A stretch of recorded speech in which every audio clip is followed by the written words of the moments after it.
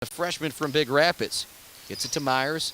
Myers to Johnson in the front court. Back to Myers. She launches the triple off the rim. No good. Again, Johnson almost sneaking in for the rebound. Yeah, it was a good box out down low this time from the freshman Alea Chapman for Ancilla, who's still yet to get on the board, playing solid defensively. We're 3 minutes in. It's 3-0 Mid-Michigan with the lead from an Alexis Karlstrom three-pointer to start the game. Skip pass here for Ancilla. They now get it down low. Chapman working for some room. She gets it and gets the basket to go. Nice move down low from Alea Chapman. Myers brings it into the front court for the Lakers. 6.5 left to go here in the first quarter. And quarters for the girls' hoop, or women's hoops. That's $1 in the swear jar, as Jason would say. And halves for men's hoops, so a little bit different feel here tonight for both games. Ball goes down low to Lowers, and she makes a beautiful move and a nice hook shot to get it to go. 5-3 now our score. And Lauren Lowers, similar to Karlstrom, struggled shooting the first couple games, but really found it Tuesday night, looking to keep that streak going. All the way to the hoop goes Destiny Allen, and she gets the lay-in to go, and a tough lay-in at that with the left hand. 5-4, 5:55 left to go here in the first quarter. 2-3 zone look continues. Look to go in the middle of the zone to McKenna. It's going to be knocked away. Racing into the front court with the basketball is Destiny Allen, looking to go coast to coast with the left hand. She gets it to go. A good job of stopping, kind of hanging in the air for a moment, getting it to go off the glass. 6-5, Ancilla now with the lead. 2-3 zone. Swing it over to Karlstrom. She's going to launch another triple. This one off the back of the rim, no good, but a good-looking shot once again. Ellie Johnson not able to chase down the rebound in the corner. 5:26 left to go here in the first quarter. Our score is 5-6. Mid-Michigan trails Ancilla. 4 points for Destiny Allen.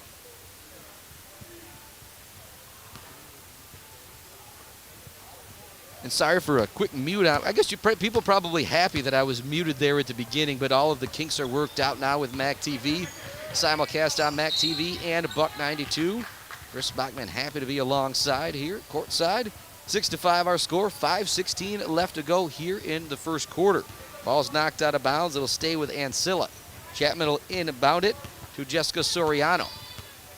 Only 2 sophomores on this team, the aforementioned Destiny Allens and Tree Jennings starting the game on the bench, and she is out there now for the first time. She gets the ball down low, being guarded by McKenna. Looks to create some space, and she's going to draw the foul and head to the free throw line for 2. Nice job by Jennings getting the ball in the post. Didn't really have to make a whole lot of moves. She was able to turn, try and shoot, and she was able to draw the foul on Holly McKenna. 5:04 left here in the first quarter. 6-5 our score. Jennings at the free throw line. First shot up and good. So the marquee game here tonight is our second matchup. The 5th ranked team coming in here. And I'm talking about the 5th ranked team in the country in the Division II NJCAA. Second free throw is no good for Jennings. It's rebounded by Lowers down low. To Karlstrom, she heads into the front court to Cameron Pope on the far side. Once again, they'll try and find an opening against this 2-3 zone. It's been very effective here in the early going for Ancilla. Karlstrom has it at the top of the key into the middle of the zone to Lowers. Now back to Karlstrom as they work it around. Ellie Johnson's going to launch the triple try. It's no good. She follows her own shot, but McKenna beats her to it. Her left-handed shot is no good. She wanted the foul call, doesn't get it. Racing into the front court is Allen once again. When she gets it, she wants to go coast to coast every time, and she does it again. Allen now with 6 points. She gets the hoop and the harm that time. Looks to get the freebie at the line. So Allen's going to get that basketball. If you don't get in front of her, she is going to take it all the way to the hoop and showing the capability to finish at the hoop with contact this last couple times down. Now the lefty, it's up the free throw, rattles it in. She has 7 points here in the first quarter. 2 sophomores for Ancilla leading the charge. 10-5 our score. Johnson has it to Myers. Now over to Karlstrom. Karlstrom looks to get it in the corner to Lowers. Try and open up this 2-3 zone. Karlstrom's going to launch another 3. It's no good. Chasing down the rebound is Lowers. She's now open from the corner. She says, "You're not going to guard me. I'm going to shoot it and knock it down." Lauren Lowers knocks down the triple. She's got 5 points in the early going. It is 10-8. It says 10-7 on the scoreboard, but I believe it's 10-8. We'll see if that gets fixed. Allen across the half-court line, dealing with the pressure. Stepping up and trying the triple is going to be Chapman. It's no good off the front of the rim. Rebound is batted around and ends up in the hands of Cameron Myers. Myers into the front court. Beautiful pass down low to McKenna. McKenna turns, shoots no good. Lowers with another offensive rebound. She gets it to Karlstrom. To Myers at the free throw line. Her jumper is no good. Rebounded is gathered by Alea Chapman.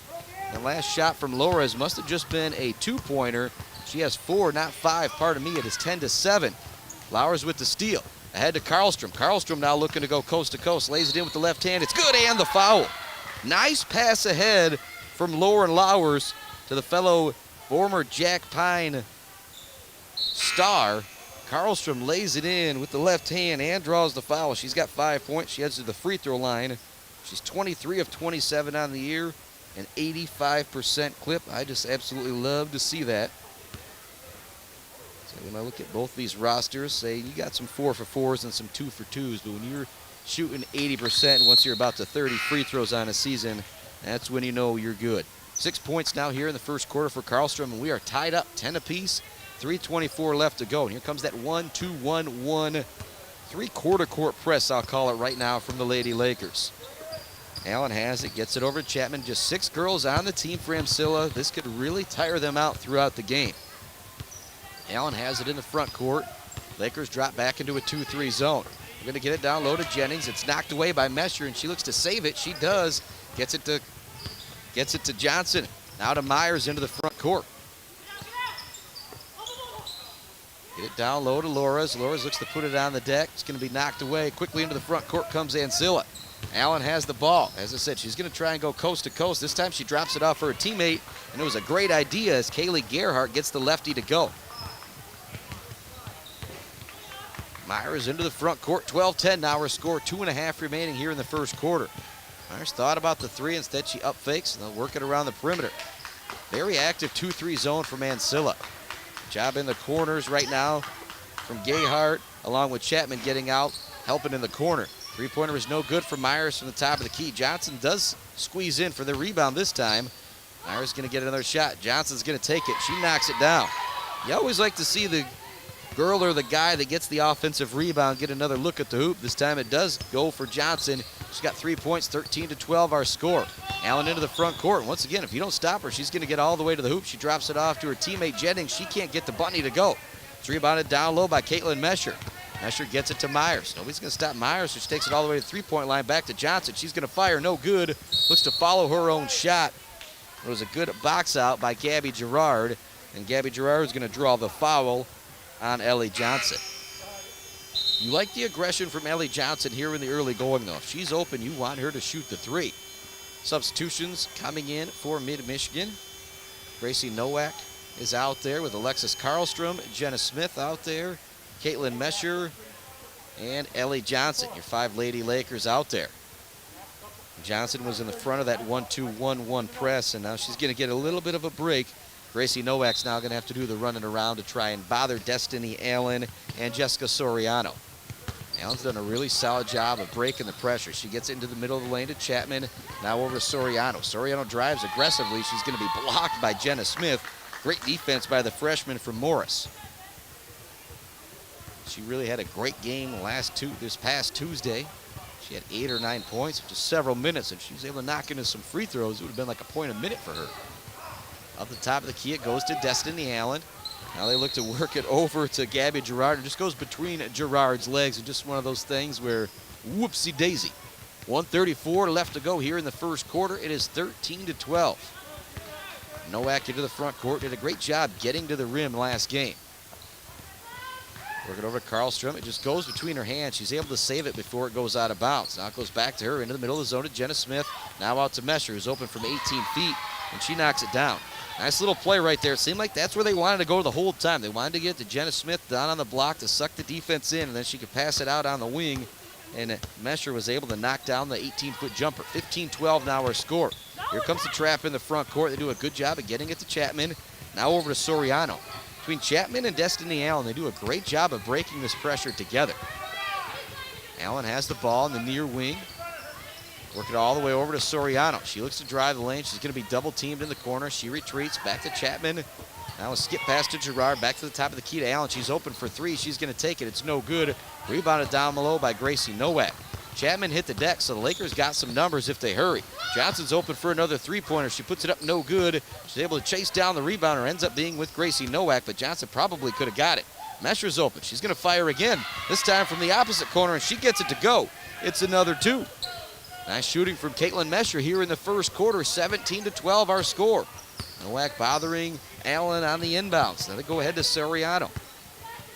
Again, good job breaking the press from Ancilla.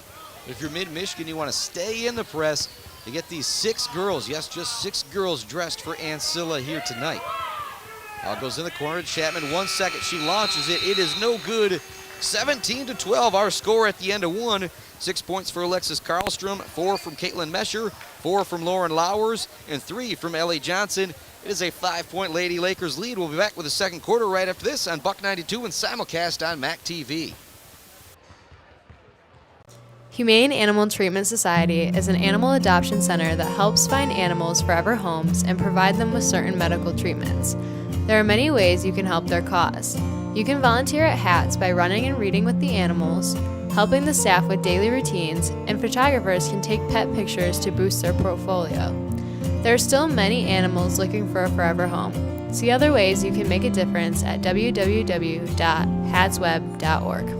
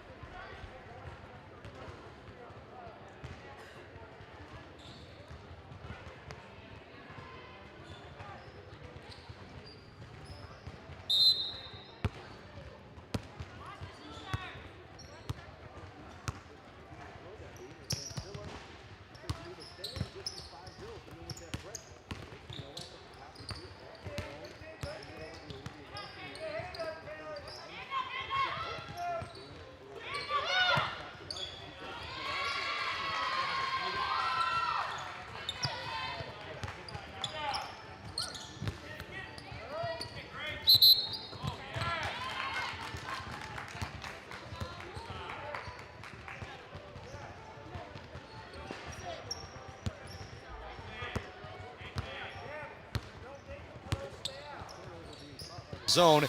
Whipping the pass down low is Gracie Nowak to Caitlin Mesher, and she just kind of got behind the 2-3 zone. And you're not happy about that if you're Gary Chrisley. Just what in the world happened right there, girls? Trapped near the half-court line by Chapman. They get it to Soriano. Now down to Daly Gerhardt. Allen had 7 points in the first quarter and was the main ball handler for Ancilla. They're having a little bit of trouble here in the first minute or so of this second quarter. Nowak into the front court, over to Sid Pope, right in front of our broadcast table. Now back to Nowak. Now back to Sid Pope. She up fakes, takes it in, looks to go. I thought she was going to go glass. Instead, she goes runner and knocks it in. Nice looking play right there from Sid Pope. What I saw from her in our first game a couple weeks ago, if she can go to the right side of the hoop, you've got to force her to go left. Otherwise, she is going to get it to go. Chapman showing some fancy dribbling, breaking the press here into the front court for Ancilla. She gets it back at the free throw line, looks to spin on Gracie Nowak, gets all the way to the hoop, and she's going to get the basket and the foul. A little out of control for Chapman as she spun around on Nowak. She's dealing with another Laker defender. I believe it was Caitlin Mesher. The foul is going to go against Olivia Nelson. She's kind of put it up on the rim and was able to get it to go down. Now at the free throw line, Chapman gets that one to roll in as well. Freshman Alea Chapman's been impressive here in the first half. She now has 5 points. 24-15 our score, 8:28 left to go here in the second quarter. Jenna Smith gets the ball in the middle of the zone, looks to work it down to Mesher.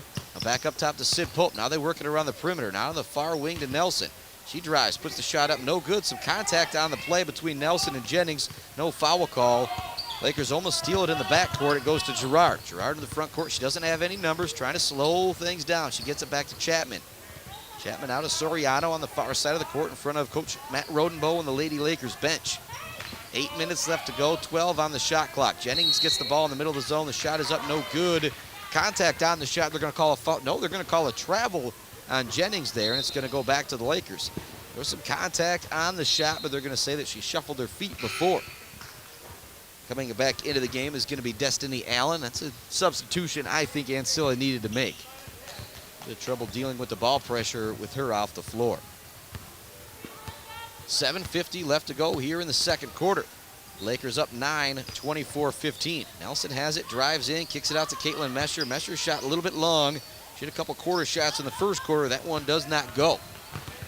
Allen has it, racing into the front court. And I'll say it again, you got to stop her. She's going to go all the way to the basket. She does get stopped in the middle of the lane, looks to pass it out to Gerard. It's going to be knocked out of bounds. We've got a line change coming in right now for the Lakers. I believe we've got the starting five coming back in. It's Karlstrom, it's Myers, it's Johnson, it's McKenna, and it's Lowers. It is the starting five back out there for Mid-Michigan. Now with a 9-point lead, it was a 5-point lead at the end of one. 6 girls out there for Ancilla, and with the pressure being applied right now by the Lakers, I think that might be Rodenbo's plan. Let's get these girls tired out. Skip pass over to Soriano, being guarded by Karlstrom in that 2-3 zone. Now to Allen. Now does a good job sucking in the defense. Got an open shot for Soriano, but she does not take it. Now they look to go in the middle of the lane. It's going to be another shot clock violation going against Ancilla. It's a shot clock violation to open the game. Now another one here in the second quarter. Gary Chrisley was saying, shoot the basketball, ladies. Myers inbounds it to Karlstrom. Karlstrom right back to Myers. 2-3 zone look once again. You've got Karlstrom out on the perimeter with Ellie Johnson. Karlstrom gets it, a beautiful pass in the lane to Haile McKenna. McKenna gets to the hoop and lays it right in at the right-hand side. 26-15 now our score. Good job breaking the pressure this time by Ancilla. Gayhart with the long pass in the corner to Soriano. Back up top to Destiny Allen. Gerard in the corner. They look to get it into the post to Tree Jennings. It's knocked away by Haile McKenna. 6:37 left to go here in the first half. Caitlin Mesher's got 6 points. Alexis Karlstrom's got 6 points to lead things for the Lakers. 7 for Destiny Allen. Ancilla trails 26-15. Gerard looking to get the ball down low to Gayhart. She gets it, turns, gets the hook shot to go off the glass. Myers brings it into the front court. Her, Johnson, and Karlstrom on the perimeter. Lores hounding the baseline. You got McKenna in the middle of that zone, trying to get some openings once she gets the ball near the free throw line or down on the baseline. Good ball reversal, gets the ball to Alexis Karlstrom, and she knocks down the open triple. Tree Jennings is down and might be taking her a minute to get up, so we'll take an injury timeout here. There is 6, actually no, she's one of those, she's a lot tougher than I am. She is up and I think she is going to be ready to go. She's telling her coach she's fine. It looks like she twisted her ankle pretty good, but just one of those, these are some tough ladies out here, especially if you're Ancilla. You've only got 6. If you lose Tree Jennings, you're only going to be down to 5 for the remainder of this game. And the pressure that's being applied right now by Mid-Michigan can make things very, very tough. 29-17 our score, 17-12 at the end of one. Alexis Karlstrom's knocked down a couple 3-pointers to lead the way for Mid-Michigan. The freshman from Harrison's got 9. Allen gets the ball, Jennings back on the bench, and so if she doesn't come back in, there's only going to be 5 ladies out there for Ancilla. Allen splits the defense, gets all the way to the hoop, and she's going to draw the foul. Nice Euro step to split the double team. Kind of a touch foul out there on that one. They've been letting them play so far here in the first half. Allen had 7 in the first quarter. Now at the free throw line. Sophomore, and outstanding so far for Ancilla, by far their best player. First free throw, it does not go. So Tree Jennings is out for Ancilla, being looked at, the trainer right now. It is not good if you are those other girls. You need your teammate back. You don't want to just be 5 out there for the rest of this game with the pressure being applied full court by Mid-Michigan. Second free throw also no good. Lakers race into the front court. The ball goes to Karlstrom. She gets into the corner.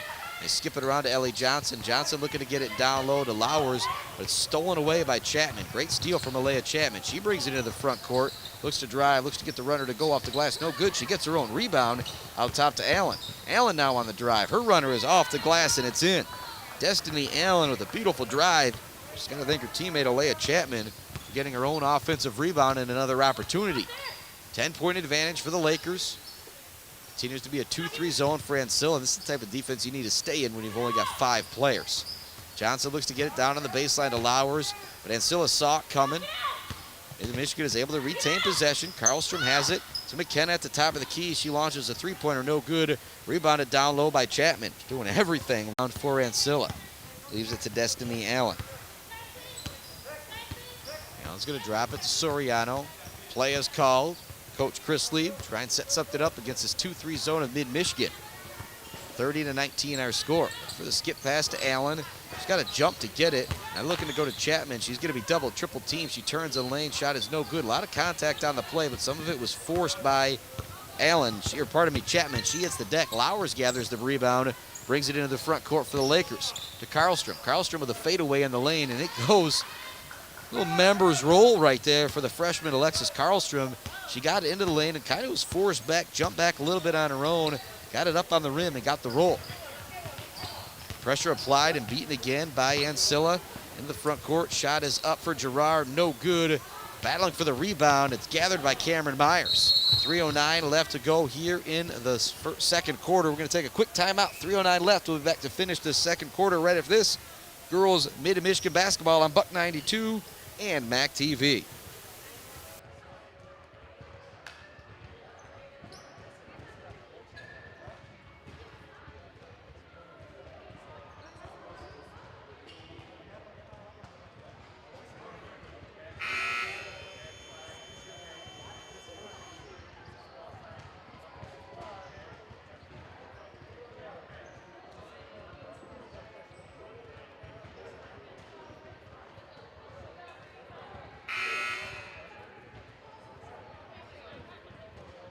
Over to Gracie Nowak. Nowak gets it down low to Mesher. She's double teamed.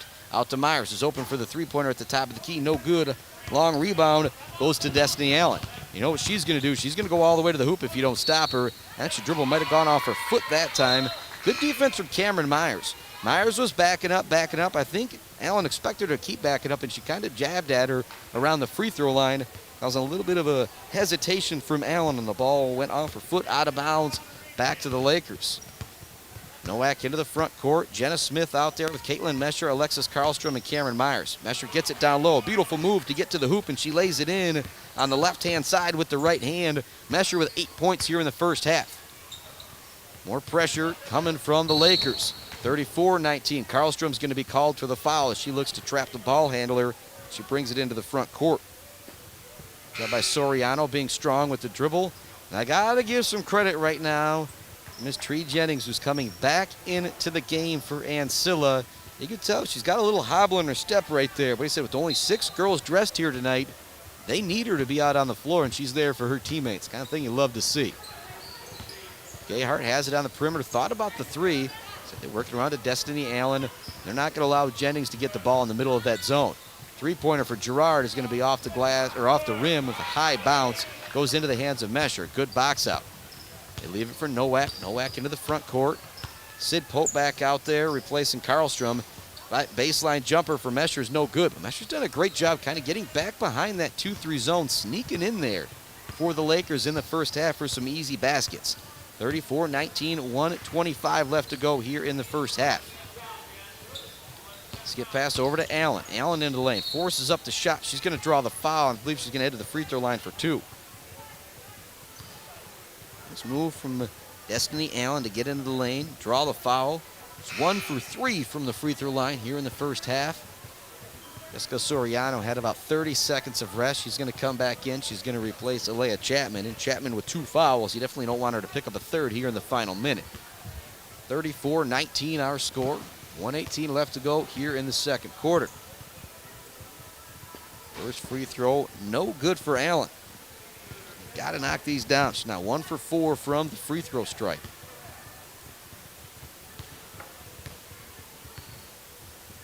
Power dribbles, bend to the knees. That free throw also no good. That one a little short. She might already be tired. He said she's only had about 20 seconds of rest in this game, and I think it was pretty clear to Chris Lieb that she needed to be out. Coach Chris Lieb, she needed to be out on the floor. Jenna Smith drives lane. She's actually going to draw a foul and head to the free throw line.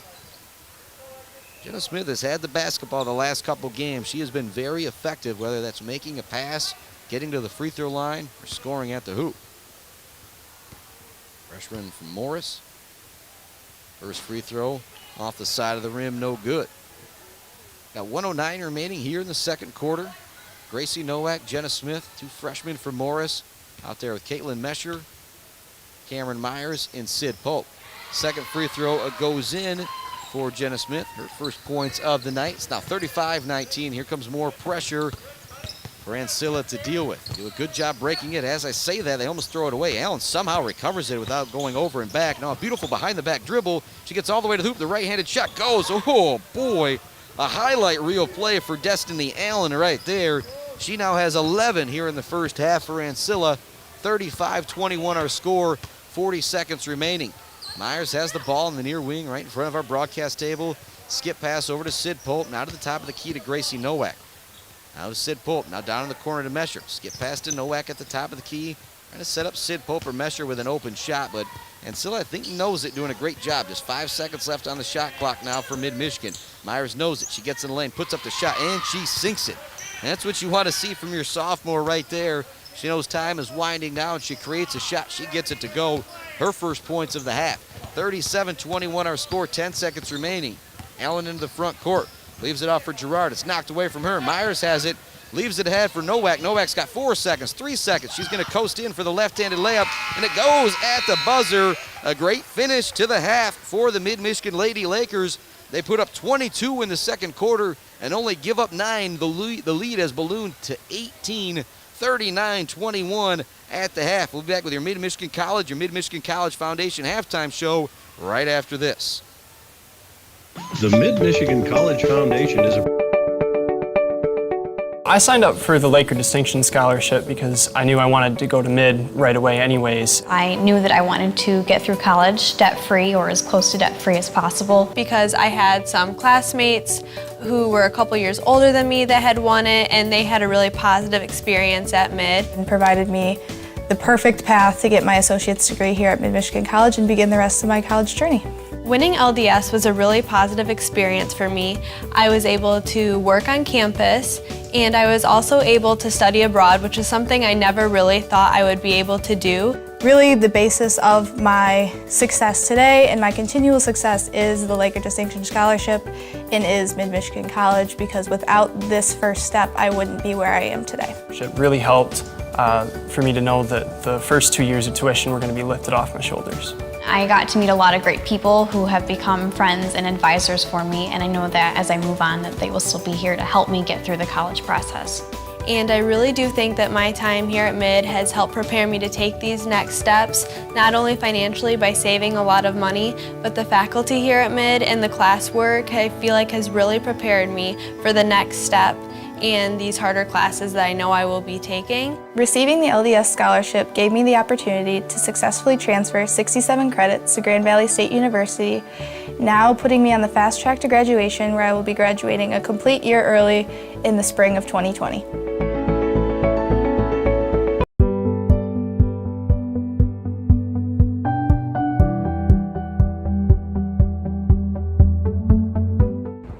Hello, my name is Judy.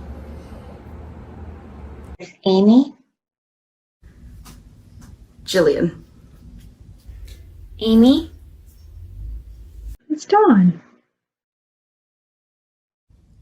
Recently, we joined friends, family, students, community members, and fellow Mid employees to engage in a lifelong learning class. Our topic of choice was American Sign Language.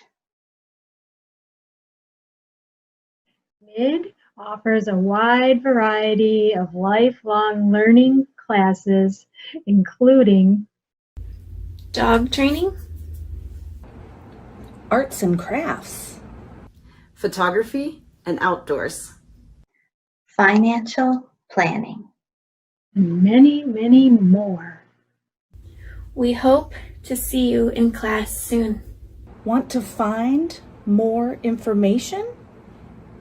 Check our website, www.midmish.edu. Thank you.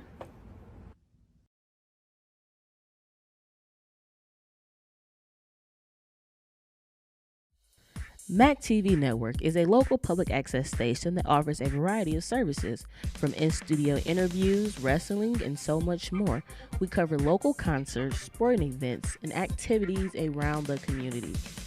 Members of the community can come in and take a free workshop to learn anything from editing to camera work. Broadcasting on Charter Channels 187 and 191, serving Gratiot, Isabella, and Clare counties.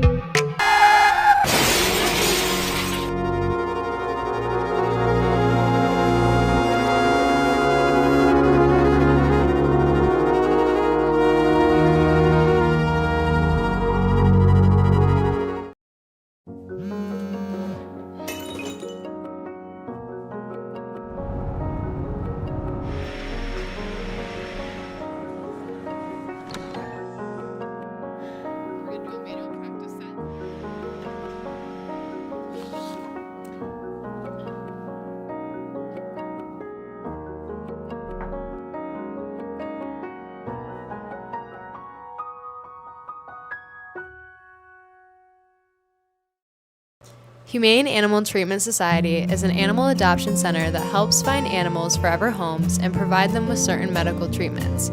There are many ways you can help their cause.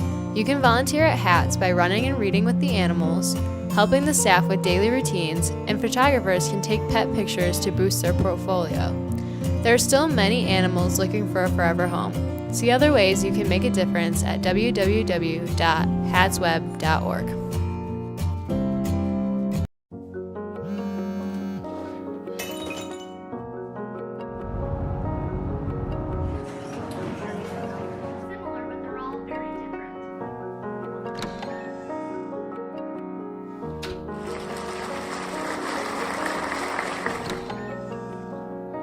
I got you something. What? My mug! Oh, it's great!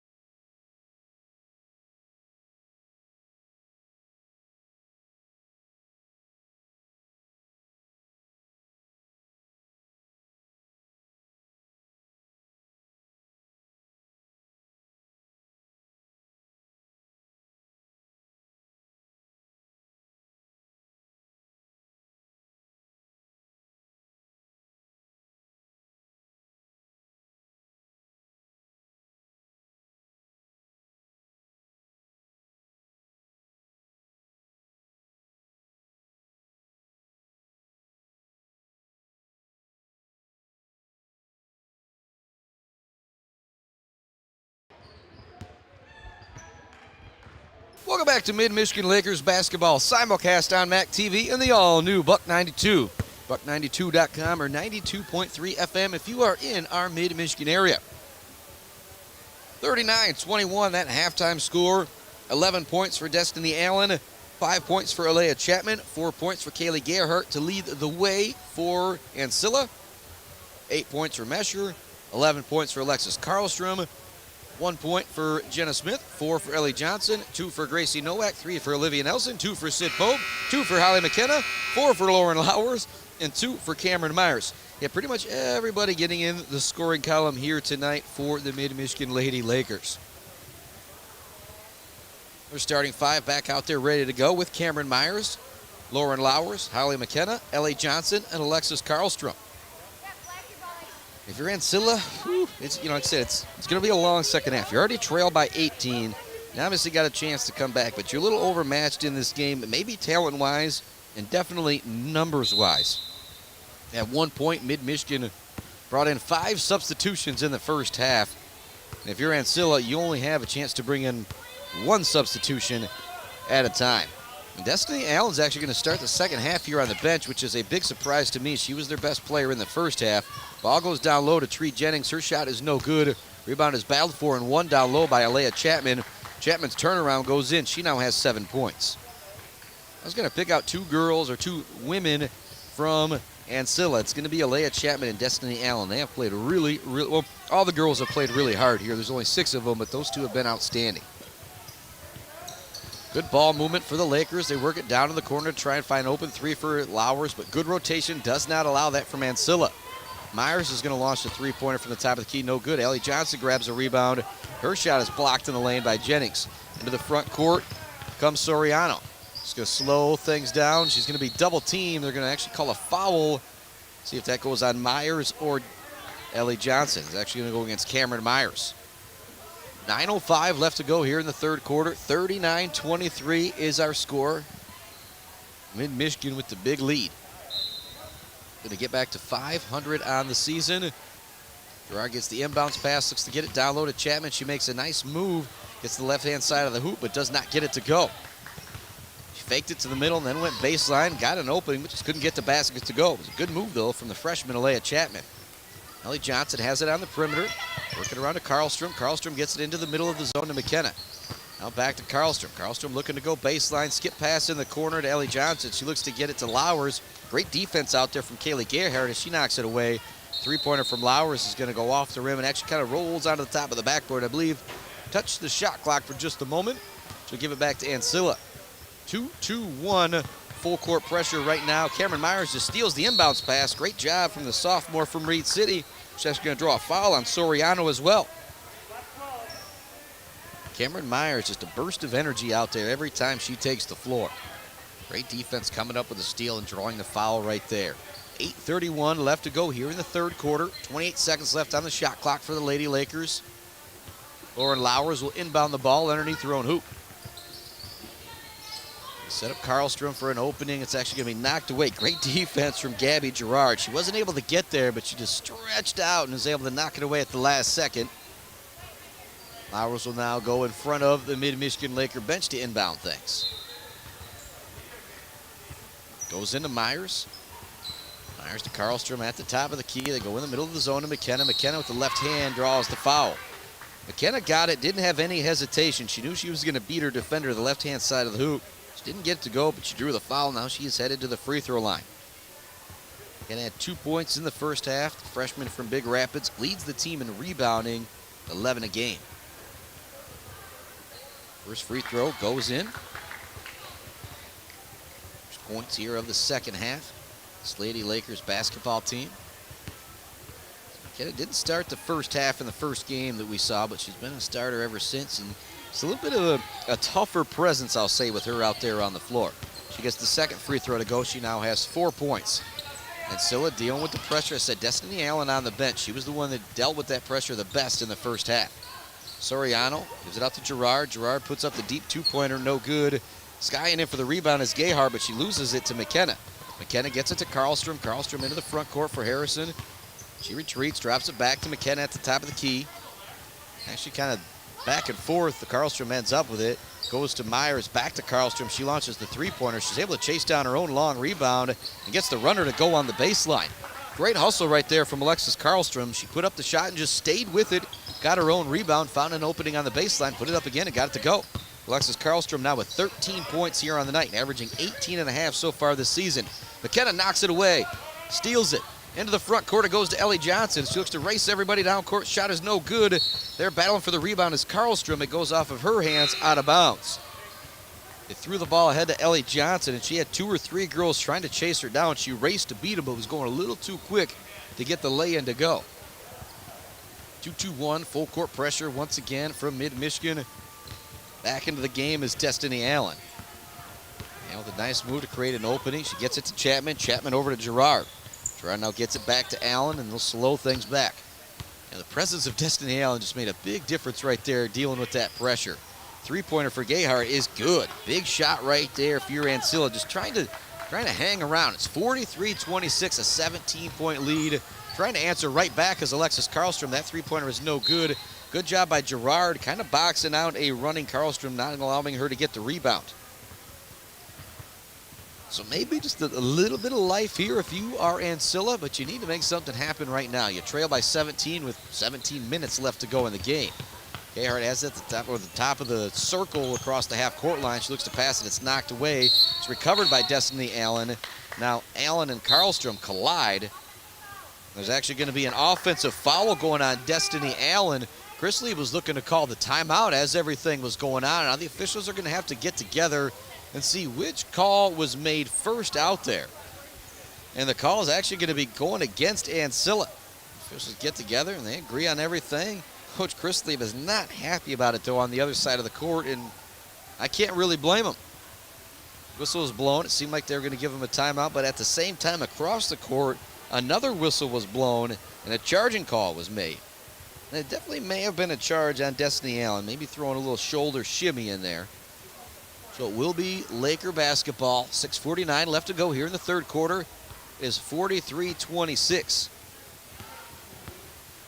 These games are one of those nights. Mid-Michigan both comes away a winner. It's Friday night. I don't know where, the Lakers do their, safety, social distance partying or whatever, but it might be a big night in Lakerland.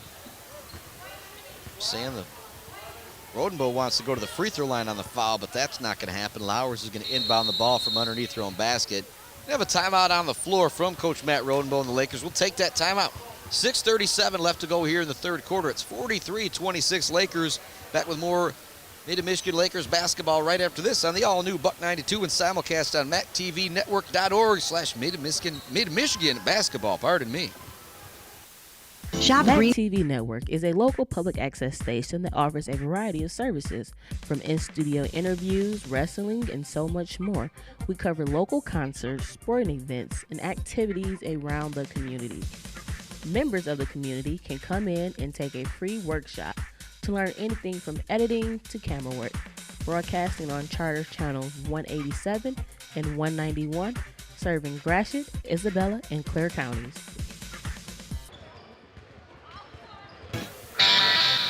Welcome back. 43-26 our score. A 17-point advantage for the Mid-Michigan Lady Lakers. As I said in the pregame, as I said in the first half, as I said at halftime, and as you'll hear me say again, the big ticket game is coming up after this one. The number 5 ranked team in the country coming in to take on the Mid-Michigan Laker men. It should be a fantastic game. The type of game that if you win, if you're Mid-Michigan, you start to realize the sky's the limit. Nice play sets up Holly McKenna with a wide open jumper off the inbound. She gets it to go. That's what you want to do out of a timeout right there offensively. If you're a head coach Matt Rodenbow, he drew up the play. They got it to go. 45-26 our score. Here comes the pressure once again. Great job by Karlstrom. She takes away the pass. Ahead it goes to Myers. Myers looks to finish with the right hand. She gets it to go. A little contact on the play too. That was all created by the great defense of Alexis Karlstrom. Tipped the pass in the air, brought it down. Had her teammate a wide, well, not a wide open layup, but a decent attempt at a layup. Gayhart into the front court. Once again, it's knocked away by Karlstrom. It's going to go out of bounds, and it's actually going to be off Ancilla. A little gymnastics out there from Alexis Karlstrom. She kind of ends up on top of Kaylee Gayhart. Once again, great defense. back-to-back play. Freshman from Harrison creating a couple turnovers, pretty much all on her own against Ancilla. It's the ball at the top of the key. Myers thought about the triple try. Instead, she takes it in the lane. Looks to leave it to McKenna. It's tipped around. Allen comes away with it. Allen's going to look to race and goes coast to coast. I've got no doubt about that. She puts a little bit of a shoulder into McKenna and then gets the lay-in to go. Beautiful job right there from Destiny Allen. McKenna was chasing her down. She kind of absorbed the contact before she went up to the rim, not allowing McKenna to have a chance to block the shot. Myers has it at the top of the key. A no-look pass over to Karlstrom. She up fakes, puts up the 16-footer, no good. Rebound goes into the hands of Allen. Once again, she looks up. Not anybody in between her and her basket besides Cameron Myers, so she's going to try and go to the hoop, and she almost gets a fancy reverse layup to go. It's no good, but she's going to head to the free throw line. I think she was even holding her mouth on that one, saying, ooh, if that one would have went in, I was going to be pretty excited with myself. If you're Allen, the one place you might not want her is at the free throw line right now. She is 1 of 5 at the free throw stripe. Her and Karlstrom lead all scorers. They both have 13 points. As I say that, Alexis Karlstrom is going to get herself a little bit of a breather, picking up her 3rd foul. First free throw for Destiny Allen is true.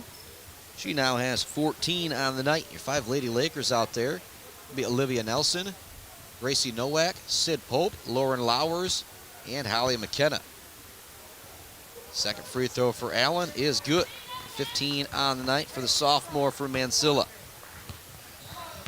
Lowers inbounds it to Gracie Nowak. Once again, I apologize to everybody calling her Lauren Lores last time. That was just, that was my bad, I believe. I don't know if I had it right the first game or wrong the first game, but happy to have it right. Happy to have everybody joining us from Pinconning to cheer on their star from last year. Ball goes out of bounds, back to Ancilla. There's 5:03 left to go here in the third. It is 47-30. It's 39-21. It's kind of one of those ho-hum third quarters here. Team's got a big lead. Ancilla's not really able to charge back. Mid-Michigan not really able to capitalize on anything either to grow that lead. Allen has it at the top of the key. Over to Gerard. Wants to get it down low to Jennings. She does. Jennings turns. She shoots. No good, but she is going to draw the foul before the shot attempt. We'll see if she's going to be heading to the free throw line for 2. Nope.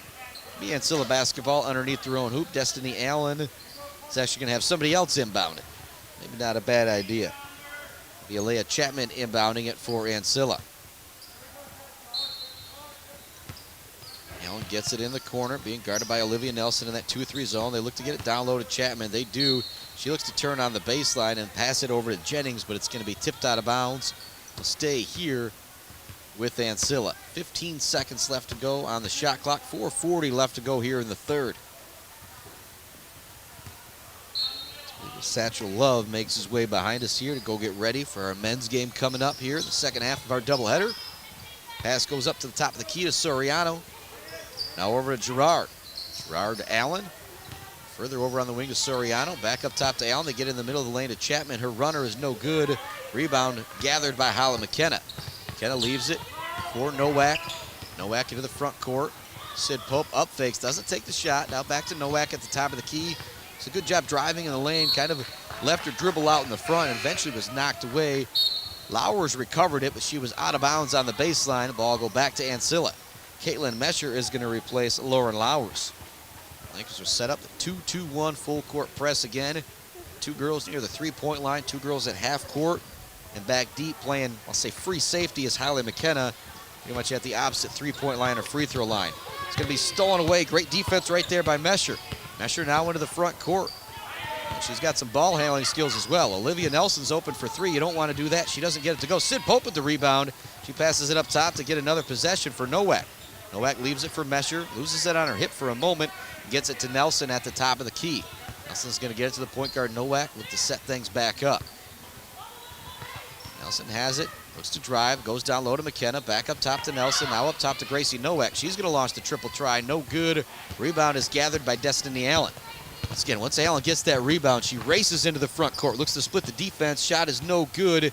Looks like it was tipped by a mid-Michigan player. It's ultimately recovered by Kaylee Gayhart, and Ancilla will have another possession. Allen gets it over to Soriano. She's going to crank up the triple try. It's in and out, no good. Toilet bowl shot right there.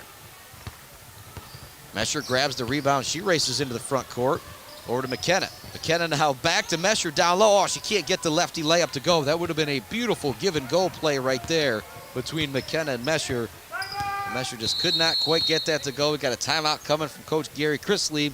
It's a good timeout right here. Your team's down 17 with 3:03 left to go in the third. If you've got any chance of getting back into this game, you need to nip that lead down to 10, 12 points by the end of the third quarter here. Keep the broadcast right here. 39-21 our score. A little bit more about the game coming up. You've heard me say it a bunch. Number 5 in the country here in town. And so the two games we've seen from the Laker men, I'll talk about this some in the pregame as well, kind of won them in different ways. One game was won by shooting.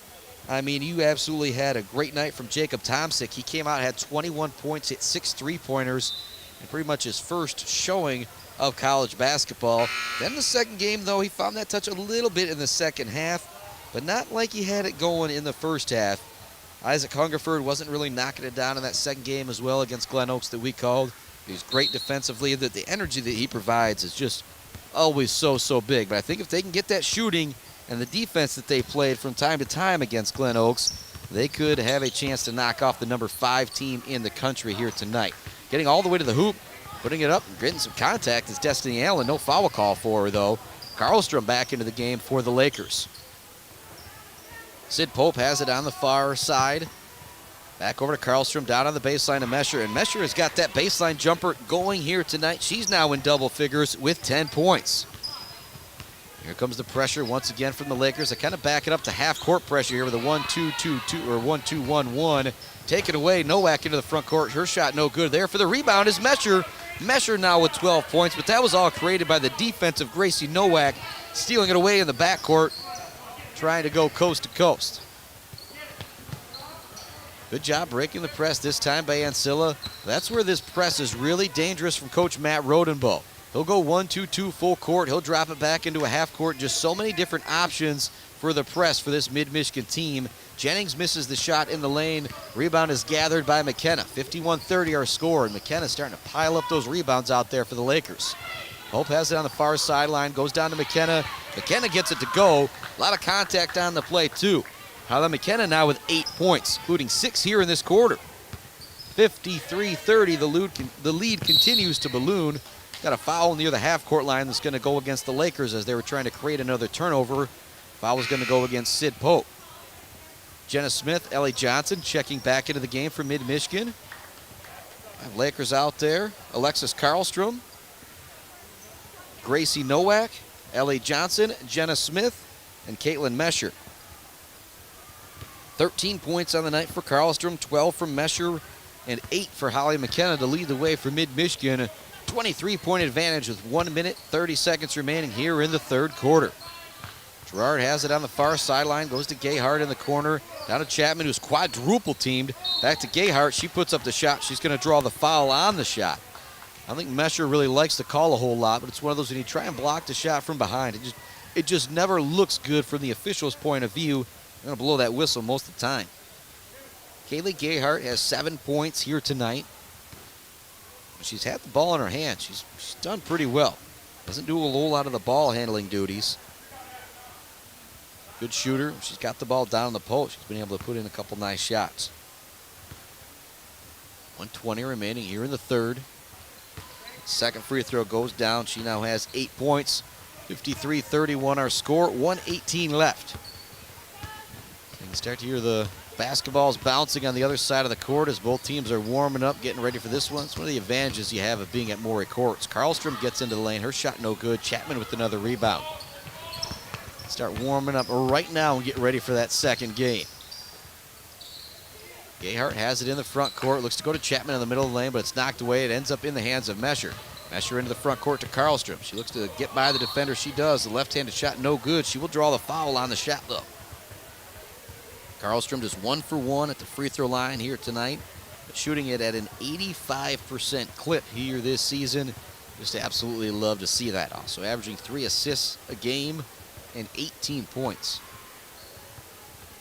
Karlstrom's first free throw rattles around and drops in.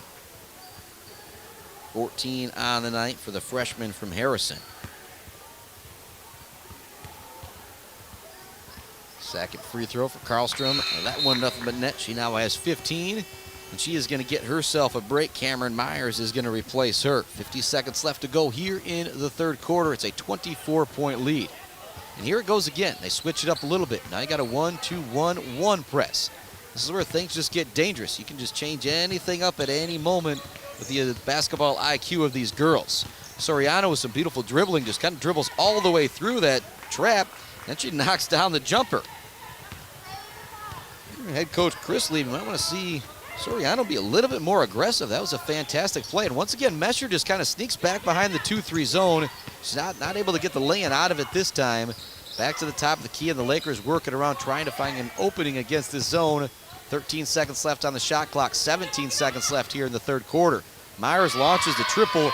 Nothing but nylon. She now has 7 here in the ball game. Under 10 seconds remaining, Soriano has it. They get it to Allen. I don't think anybody knows about the clock. 4 seconds, 3 seconds, 2 seconds. She just tries to whip it towards the hoop with one hand. It is no good. The lead continues to grow. It was 5 after 1. It was 18 after 2. It is 25 after 3. 58-33 our score. As we head to the fourth, it's all Lady Lakers right now. Oh, we got a big game coming up after this one. The 5th-ranked team in the country about to take the floor against our Mid-Michigan Laker men. 58-33, we head to the fourth quarter. Lady Lakers basketball on the all-new Buck 92 and simulcast on MAC TV, mactvnetwork.org/Mid-Michigan Basketball. When it comes to protecting the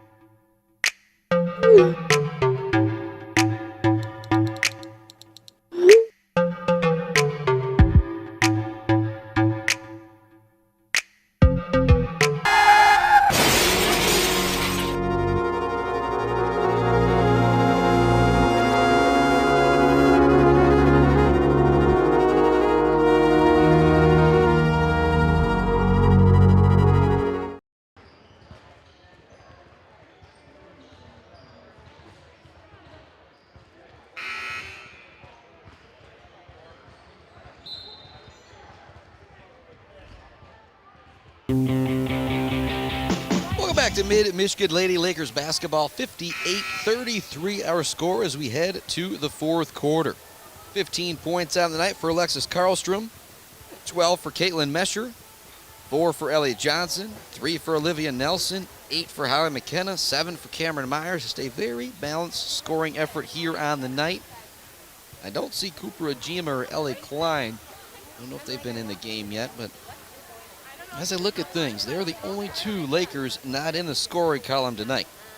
That's what can always make for a great game, a great night for your team, is if everybody is able to get in the column. But, you know, when I look over at things on the bench, they might not even be dressed, might not even be here tonight. Just weird times in the college basketball, the high school basketball, with everything going on, but it's so great to see these youngsters out on the floor. Looking to steal the ball is Chapman as she hits the deck. She can't recover it, though, so the Lakers a little bit of numbers here if they hurry. Ellie Johnson's going to launch the triple. It's no good. Trying to battle for the rebound down low was Lowers and Destiny Allen. I believe Allen's going to get the foul called on her on the box out, and she is not happy about that one.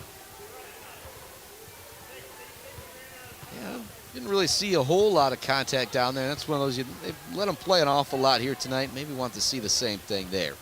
Ellie Johnson will inbound it for Mid-Michigan.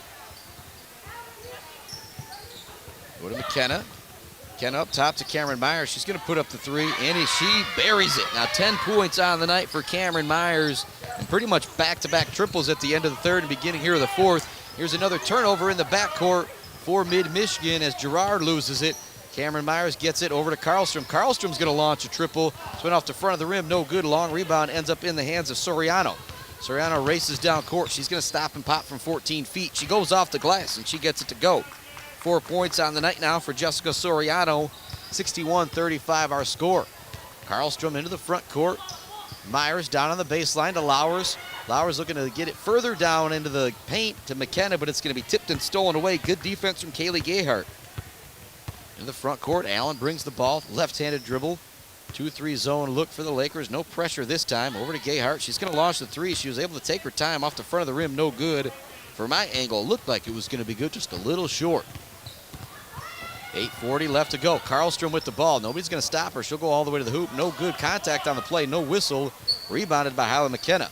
Up top, Myers open again, and she gets it to go again. Now 13 on the night for the sophomore, Cameron Myers.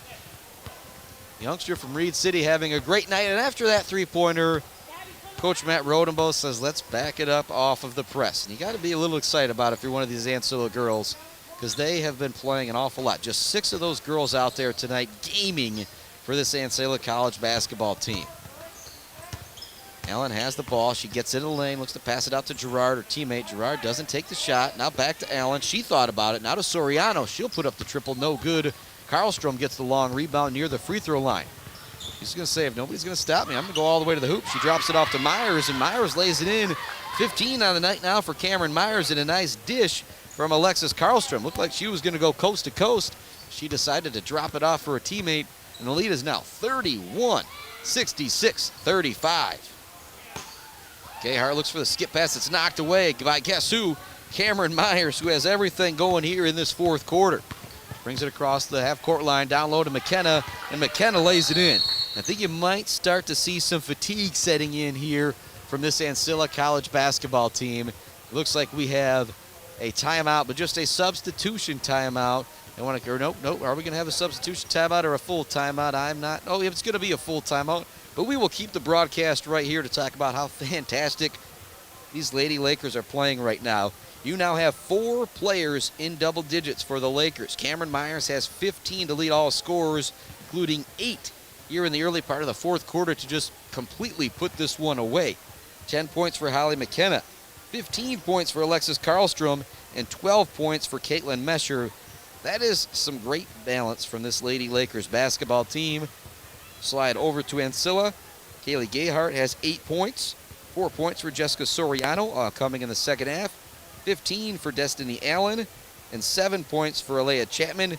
Tree Jennings also in the scoring column. She knocked down a free throw in the first quarter.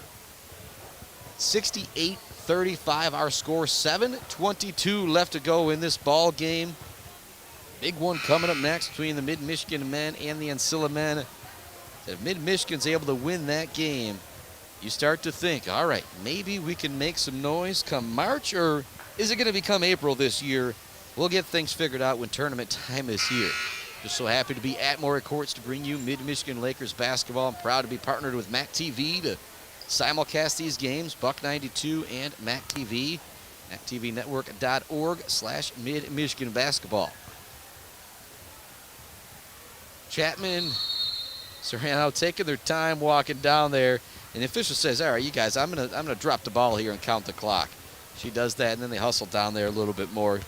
But Chapman, she's put in a lot of work tonight, running up and down the floor once more for her. I wouldn't be able to walk. She gets the ball in the middle lane, gets it down low to Jennings, and Jennings with the right-handed finish. Nice looking play right there. That's what they needed to do a little bit earlier on.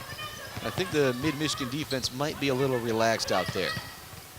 Cooper Jima's now out there for the Mid-Michigan team. She gets the ball at the top of the key. It's a drive to the right, kicks it out. Lowers is open for the triple try off the rim, no good. Long rebound goes into the hands of Cameron Myers, who's just been miss everywhere here in this fourth quarter. She's going to crank up another 3, and why not? She gets it to go. Now 18 on the night for the sophomore from Reed City, Cameron Myers, and it's 71-37, Mid-Michigan all over Ancilla. So the lead has grown at every quarter. 17-12 after 1, 39-21 at the half, 58-33 after 3, and now 71-37. Triple try, no good for Soriano. Jennings with the rebound. Her putback is no good.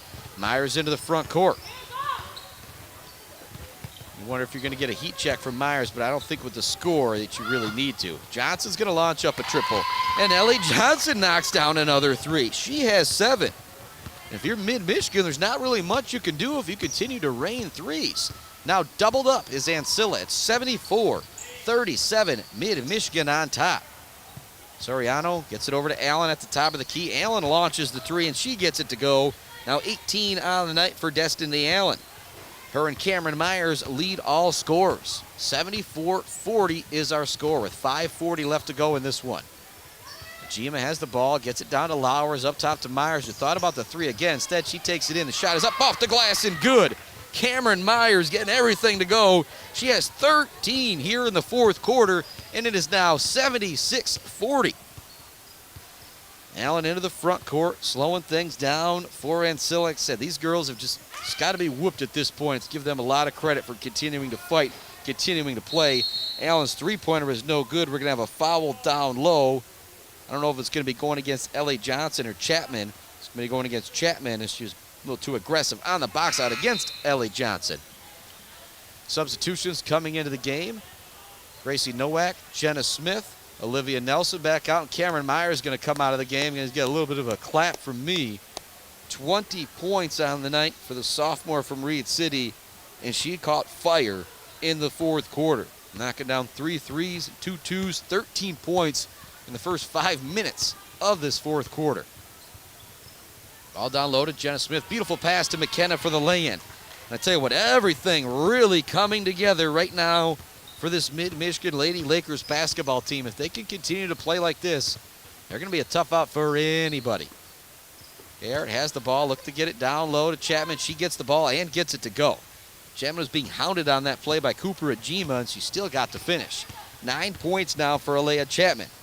So Destiny Allen, Alea Chapman, they have been really good here tonight for Ancilla. It's just been an onslaught of Lady Lakers that has not been able to be stopped. 78-42 our score. 4:25 left to go here in the fourth quarter. Nowak has it at the top of the key, over to Ajima. Ajima looks to get it in the lane. It's knocked away by Destiny Allen. Allen now looking to go coast to coast, the left hand, and she gets it to go. 20 on the night now for Destiny Allen. Herb and Cameron Myers, two sophomores leading the way for both of their teams with 20 points, but Myers got a lot more help here tonight. Nelson could have taken the three. Instead, she drives in a lane and gets the runner to go. A lot of contact on the play as well. If this was a close game, I think you would have seen a whistle there. But with the big lead for the Mid-Michigan Lady Lakers, they're just going to let that one go. 5 points now for Olivia Nelson tonight. Mesher set to check back into the game for the Lakers. Soriano has it. Gayhart at the top of the key. Now over to Destiny Allen. Allen works it down to Chapman in the corner. She thought about the three. Now back to Allen. Allen looks to drive to the left hand side of the hoop. Over to Gayhart, who's open for the 18-footer. And when she's got to look at it, she knocks it down. Kaylee Gayhart now with 10 points on the night. And we've got another just substitution timeout right here. Mesher's going to come into the game. And I think the Ancilla ladies are walking over to the bench saying, I think we need a little bit of a timeout right here. And I think Coach Rodenbow is saying, you know what? We'll do that. So it'll be a 30-second timeout. We'll continue to keep it right here. And I think that was like some friendly coaching right there between Matt Rodenbow and Gary Chrisleave. Rodenbow was just calling for the substitution timeout. So were the officials. Some of the girls from Ancilla were walking over to the bench. As I said, 6 of them have played 40 minutes here in this ball game against a team that's been pressing them most of the game. And so it's Kaylee Gayhart, Gabby Gerard, Jessica Soriano, Destiny Allen, Tree Jennings, and Alea Chapman. They may not win here tonight, but they have showed a lot of courage, a lot of guts, and I tell you what, they're going to be in a lot better shape tomorrow for what they did here tonight because they have put in a lot of work. 10 points for Gayhart, 4 for Soriano, 20 for Allen, 3 for Jennings, and 9 for Chapman. Gerard, the only girl that hasn't scored, but she's done some other solid things out there for Ancilla tonight. Nowak goes to Jenna Smith in the middle of the lane. They look to pass it further down low to Mesher, but that's read all the way by Alea Chapman, who steals it away. She gets it off to Destiny Allen. Allen to Soriano in the front court. Now under 3 minutes remaining in the ball game. Allen has it. She's going to be double teamed. Good defense for Cooper Ajima. Back up top to Soriano. Now back to Allen. Now in the middle of the lane, they go to Chapman. Skip it over to Gayhart, who's open for the triple try, and she gets it to go. Nice looking play right there. I don't know where some of this offense, well, maybe there was some of that offense there in the first quarter. Second quarter is when Ancilla really started having some trouble with the pressure. Gracie Nowak into the front court to Olivia Nelson. Now over to Cooper Ajima. Ajima on the drive, looks to leave it off to her teammate Mesher. Mesher can't quite handle it. Goes to Smith up top to Nelson, who's open for a three. She cranks it up, no good. Grabbing the rebound is Gayhart, who throws it ahead for Allen. Allen now looking to go coast to coast. She goes left hand from the right hand side. It's no good. Chapman there for the rebound. And then knocking it away from her teammate was Gracie Nowak. Her and Cooper Ajima both went up for it. Nowak got a little bit higher on the jump. Knocked it out of bounds. 2:14 left to go. A 31-point advantage for the Mid-Michigan Lady Lakers. 2:14 left to go. Chapman will inbound it from underneath her own hoop to set up a play and whip it up to the top of the key to Jessica Soriano. Back over to Gayhart. Now over to Gerard. Look to get it down low, and taking it away is going to be Jenna Smith. They're going to call a foul on her. To sneak in and steal that inbound or the post entry pass as they were looking to go to Chapman in the post.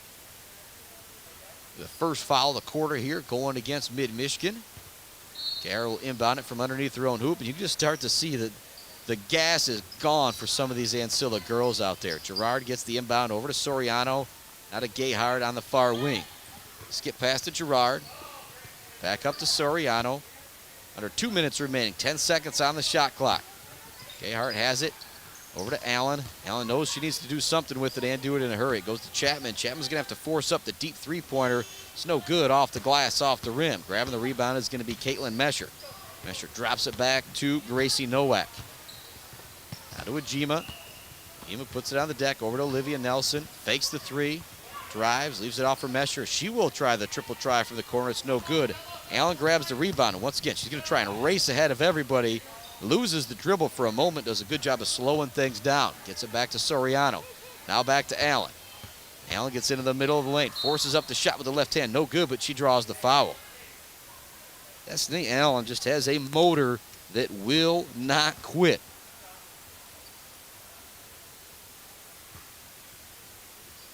Those girls, I think it matters the sport. You want her on your team. She is very, very competitive. First free throw, sophomore Destiny Allen rattles out. She has 20 on the night here. Ancilla, 2-6 on the year, going to fall to 2-7. The Lady Lakers going to get back to 500 on the year, 2-2. 2 losses to Muskegon Community College and Grand Rapids Community College. Have now bested Glen Oaks and, in a moment, Ancilla. 30-point lead, 80-50 our score. Just over a minute remaining. Jima has the ball. She's going to launch up the triple try. It's no good. Gayhart can't quite handle the rebound down low, but she does a good job of recovering it before it goes out of bounds. Destiny Allen across the half-court line with Leah Chapman. Chapman being guarded by Ajima. And a beautiful no-look pass out to Gayhart. Let's see if she can get that to go. Nothing happened in there. It would have been a little highlight moment for these girls to talk about, though, if they would have gotten that one to go. Nelson across the half-court line.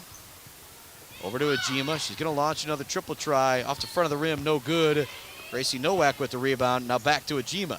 Back to Olivia Nelson. Drop it back to Ajima. Everybody wants her to get a basket. She's the only one not in the scoring column dressed here tonight. Rebound goes to Destiny Allen. Maybe a second difference between the shot clock and the game clock here. I think if you're Allen, you might just want to let this one come to an end. Goes over to Soriano. As I say that, now these Ancilla girls are going to continue to run their offense. Skip pass now over. Gerard's going to launch up the shot. That is no good. It's going to go out of bounds. Back to Mid-Michigan for the final 12 seconds of this ball game. Big highlight came at the beginning of this fourth quarter. It was a 25-point lead for Mid-Michigan, but Cameron Myers said, I don't know if that's enough, and I think I want to put on a shooting display in the fourth quarter. She had 13 points in the first several minutes of that fourth quarter. That ultimately led the team to an 80-50 victory. And pretty much everybody in the scoring column for the Mid-Michigan Lady Lakers here tonight. Got your Mid-Michigan College Foundation, your Mid-Michigan College postgame show coming up right after this one. 80-50 our final. And then we'll take a short break and be back. Your Cripple Ford and Lincoln pregame show for the boys game. 80-50 our final here in the girls game, or Mid-Michigan Laker hoops in the Mid-Michigan College Foundation and the Mid-Michigan College postgame show coming up right after this.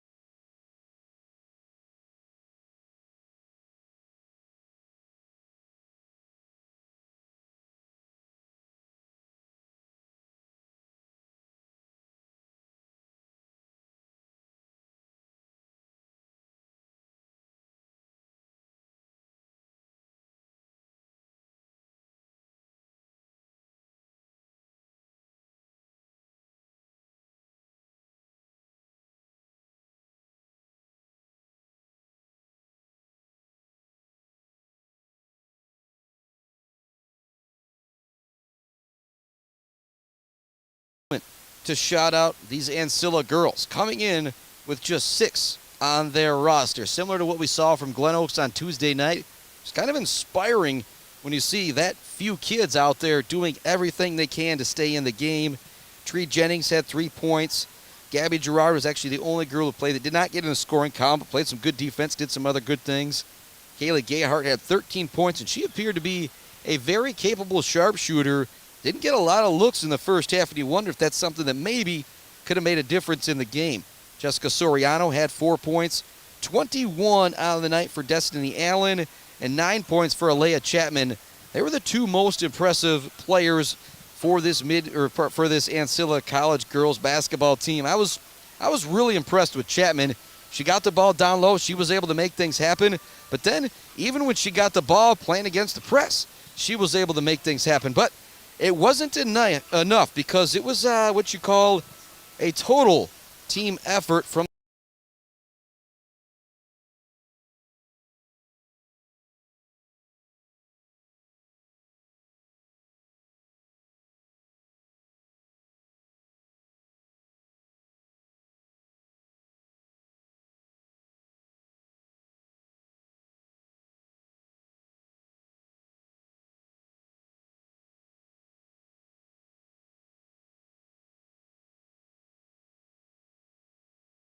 this game, all coming in the first quarter. Now joined by sophomore from Reed City, Cameron Myers. Cameron had 7 going into the fourth quarter. And were you feeling it going into the fourth quarter and was like, Yeah. I think I'm going to start launching here? Yeah, I was. I was like, I need to shoot more, so. And that was something I saw from you last year. If you get one open look and it goes down, you're going to put it up again. I always like to make the joke and call people chain smokers. Once you light one up, if it goes in, you're going to keep on firing up, and that's what you did. You had 13 points in the first 4 minutes of that fourth quarter. Did you realize that? No, I didn't. Yeah, pretty darn outstanding. And it was one of those that I think the game was maybe out of reach at that point, but it definitely put it out of reach. Definitely our player of the game tonight for that. But I was saying, I got to give a shout out to some of these Ancilla girls. Just 6 of them out there tonight. And Tree Jennings went out with an injury, much tougher than me. She came back in and played. And so a shout out to these girls. But who were you impressed with tonight on your team? It seemed like you guys kind of put it all together these last couple games, and things are really starting to roll for you guys. I was honestly impressed with everyone. I thought we really put it together tonight. We never slowed down. We kept pushing. Yeah, I think everyone played well tonight. I don't think anyone really had a bad game. Yeah, and is Ellie not here tonight or whatever? Nope, so she wasn't here tonight. So Cooper, the only girl that didn't get in the scoring column, like I said, she's young. She's still learning the ropes. And you coming from Reed City, her coming from McBain, you were somebody, that's one of the big things with the local kids coming up to this level of basketball. You got to adjust to the speed, don't you? Yeah, for sure. It's a lot different. Yeah, but what's it been like for you this year? Last year, you guys were ranked, had that outstanding team with Mimi, Caitlin Rain, so many great girls. Now you're stepping into a bigger role this year. You're excelling at it. What's that been like for you? It's definitely been a challenge since last year we had so many sophomores and good players. Yeah. We're very young this year, so that really has impacted our team. But I think we're finally putting it together, and we're going to be just as good. Yeah, the first couple games, Alexis didn't shoot it great from the field, but I was giving her mom a shout out for her at the free throw line. That's the one thing I can still talk smack about is free throws. I can still knock down a couple of free throws, but she's been outstanding. And if she shoots the ball well, she could really possibly take you guys some great places, couldn't she? Yeah, for sure. Right on. She's definitely a big part of our success. Yeah, Cameron, thanks so much for joining me here in the postgame show. 20 points. Congratulations in 13 in 4 minutes. That's something not a lot of people can do. Congratulations.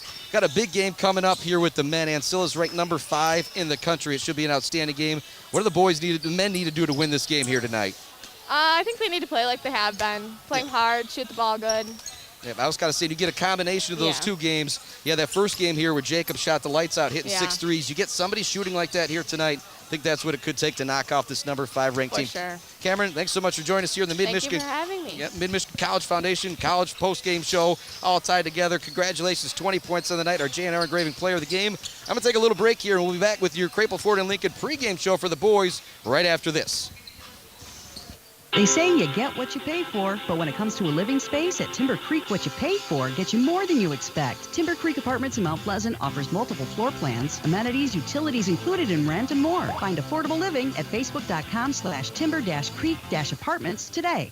Your friends at Taco Boy support our community and local high school sports. Stop in and see them today for a super wet burrito, mouth-watering tacos, and other tasty choices from the most authentic Mexican cuisine around. Taco Boy on the corner of High and Mission in Mount Pleasant.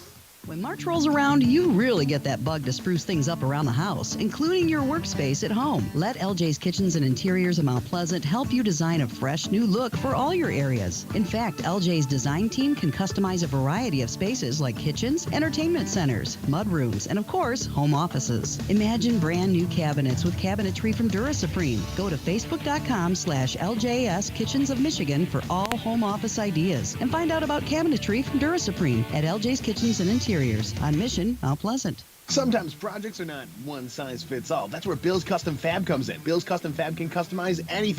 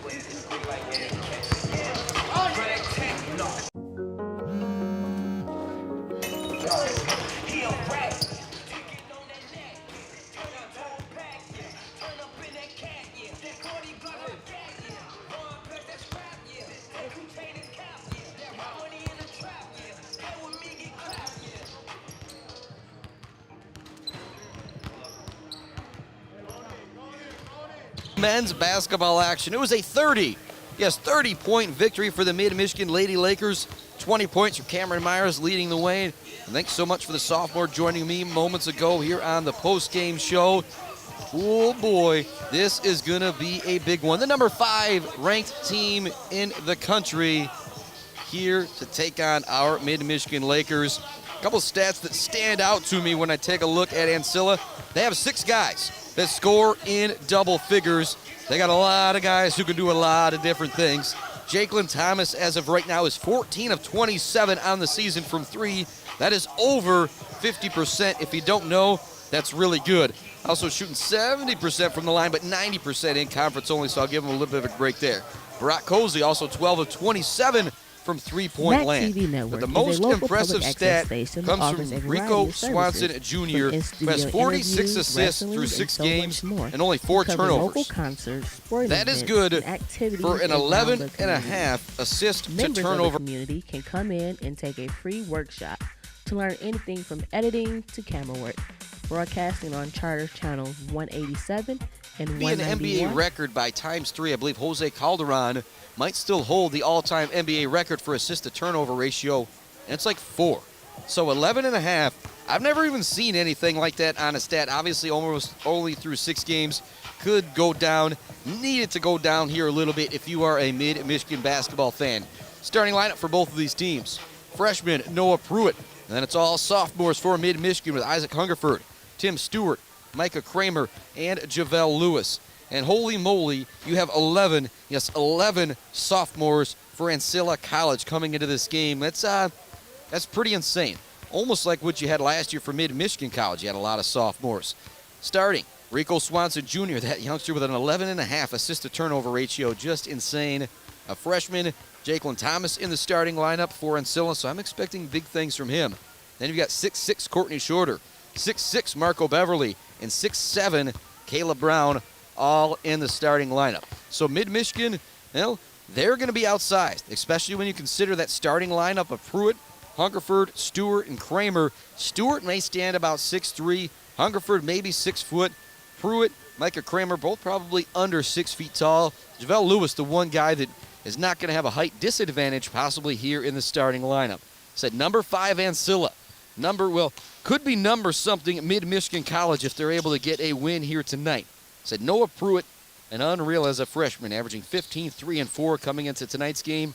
Tim Stewart, even better, 13, 9, and 5. And Javelle Lewis, averaging 12 points, 10 rebounds, and one of the league leaders in the nation in block shots. And the 2 games that we've seen from Mid-Michigan, they've won in different ways.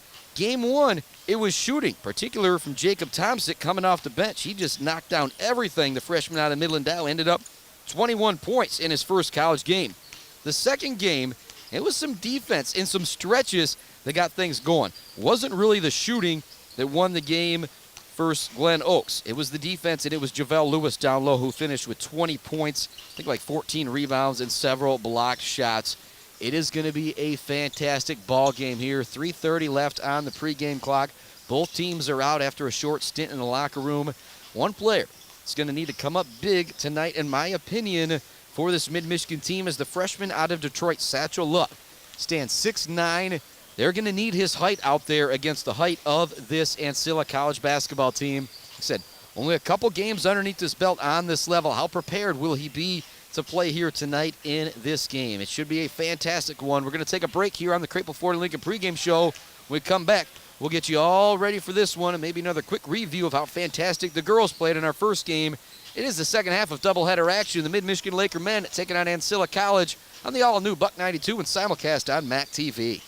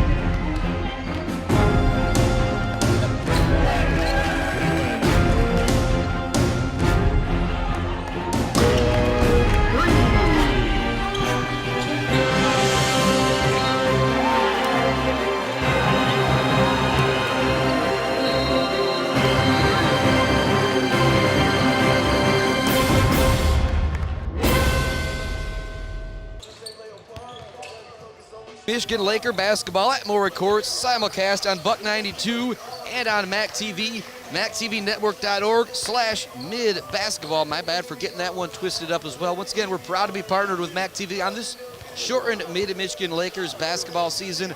Hope to have some baseball maybe next year, a little more basketball action for you, and hopefully a full season of Mid-Michigan Laker basketball.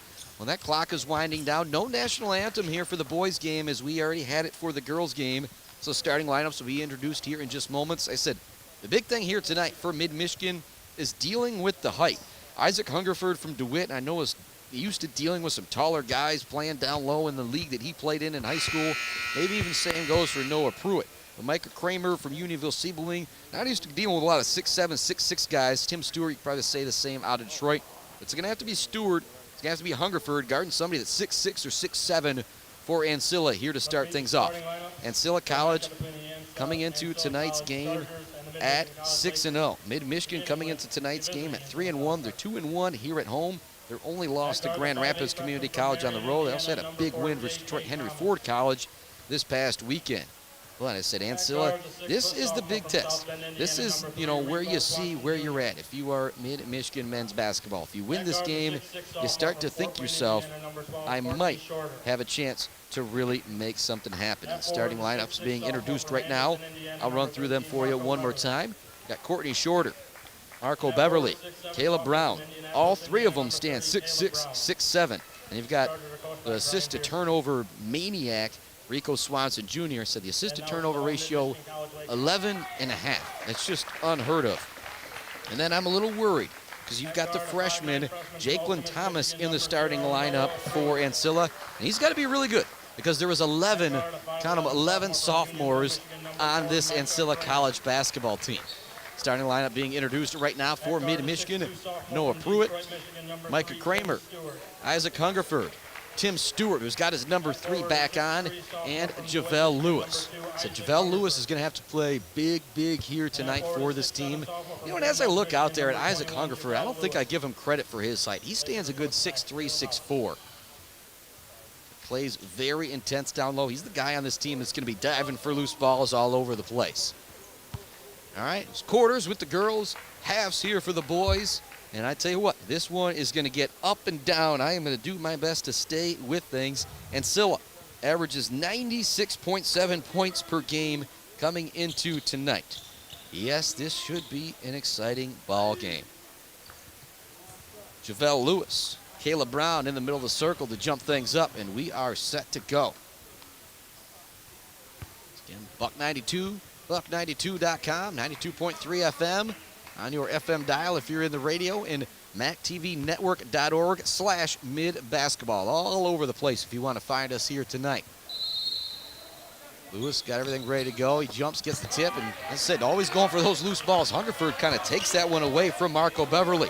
Pruitt into the front court. Gets it to JaVale Lewis at the top of the key. Back to Pruitt. He's going to use a screen from Lewis.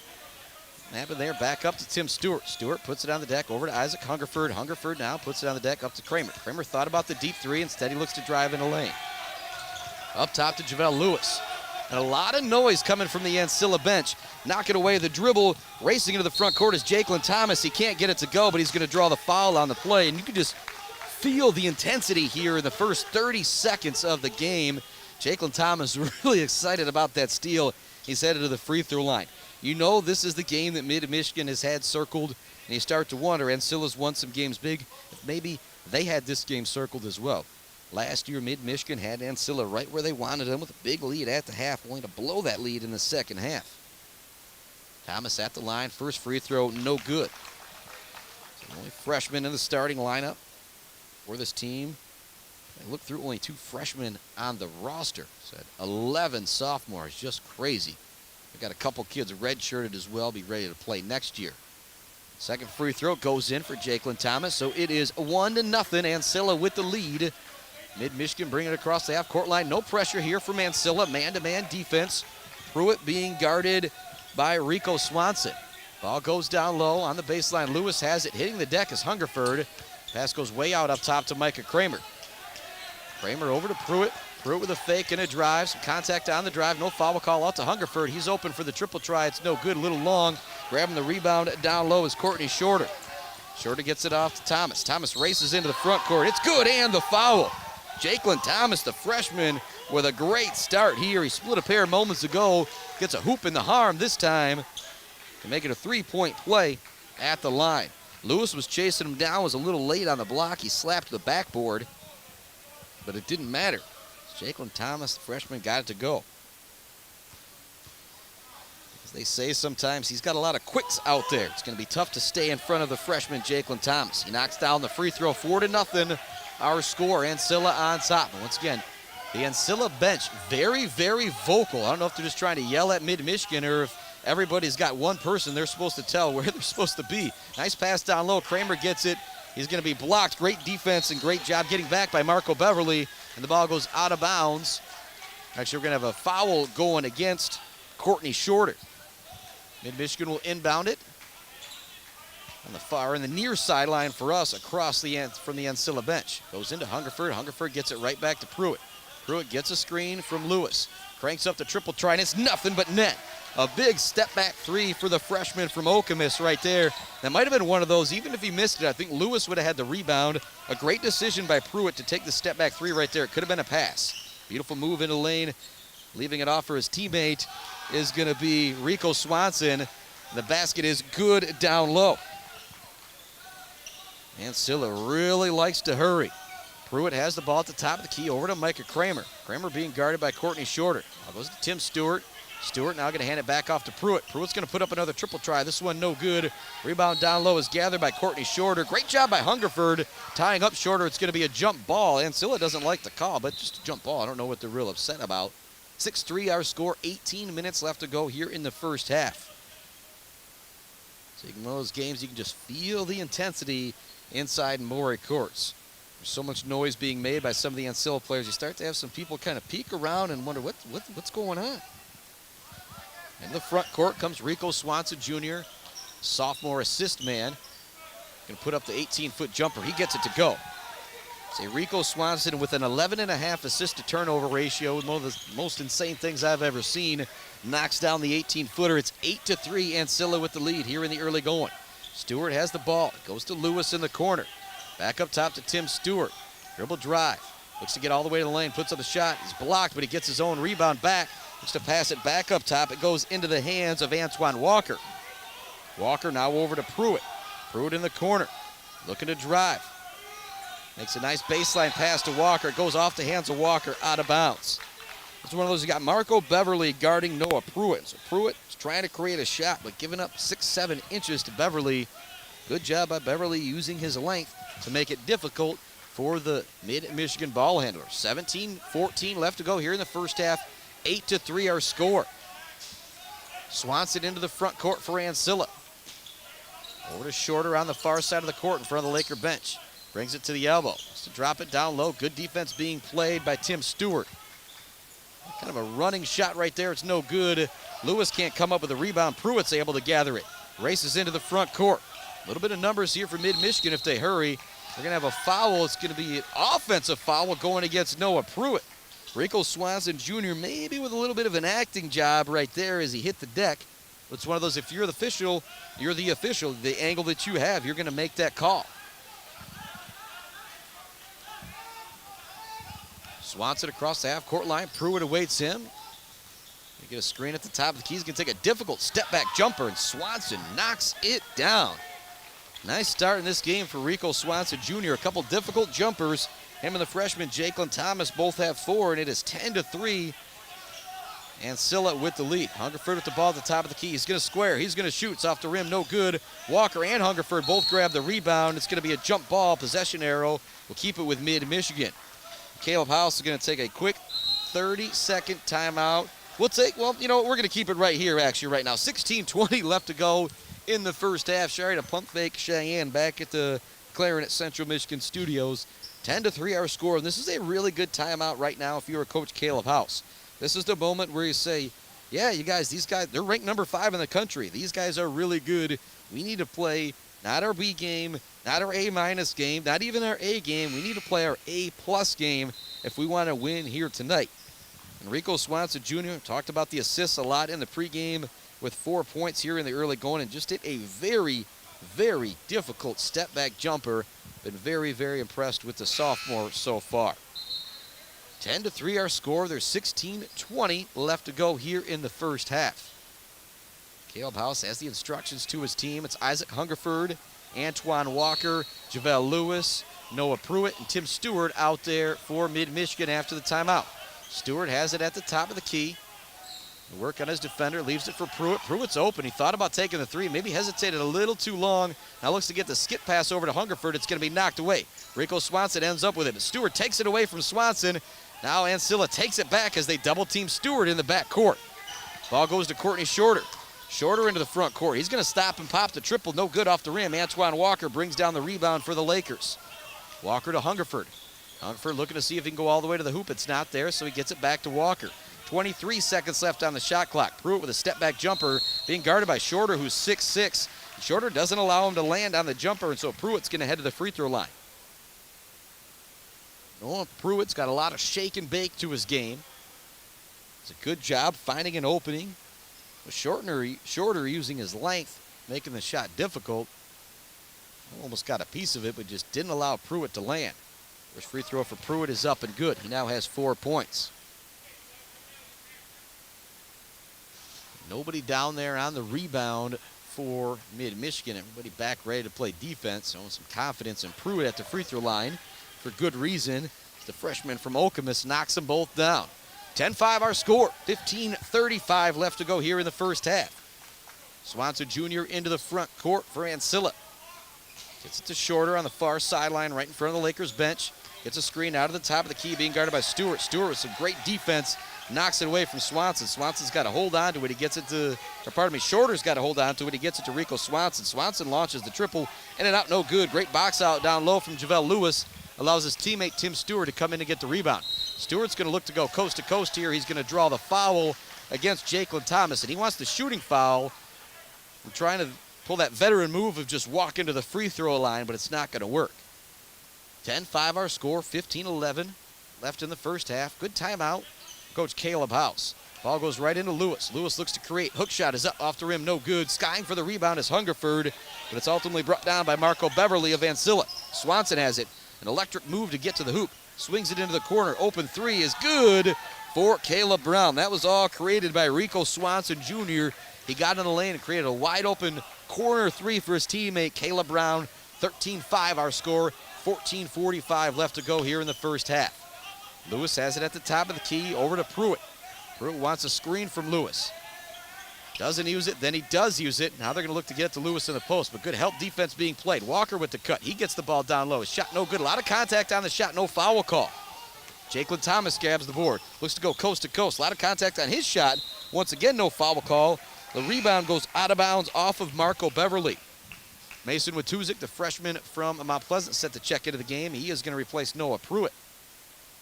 5 Laker men out on the floor. Javale Lewis, Isaac Hungerford, Mason Watuzik, Tim Stewart, and Antoine Walker. 13-5 our score. 14:20 left to go. The one thing that you do like a little bit about this, if you're Mount Pleasant, you kind of got the game at your pace, and still averages 94 points per game. Watuzik with the ball on the perimeter, hands it off to Lewis. Lewis now hands it off to Stewart. Stewart gets in the lane, left-handed jumper. It's blocked. Great defense. I don't know if it was Shorter or if it was Brown that blocked it. They both might have got a piece of it. Shorter now looking to go coast to coast. Absorbs the contact from Javale Lewis and gets the finish. We got another timeout on the floor. We'll take this timeout. 13:55 left to go. It's 15-5. Ancilla with the lead over Mid-Michigan. It is Mid-Michigan Laker basketball on Buck 92 and simulcast on MAC TV.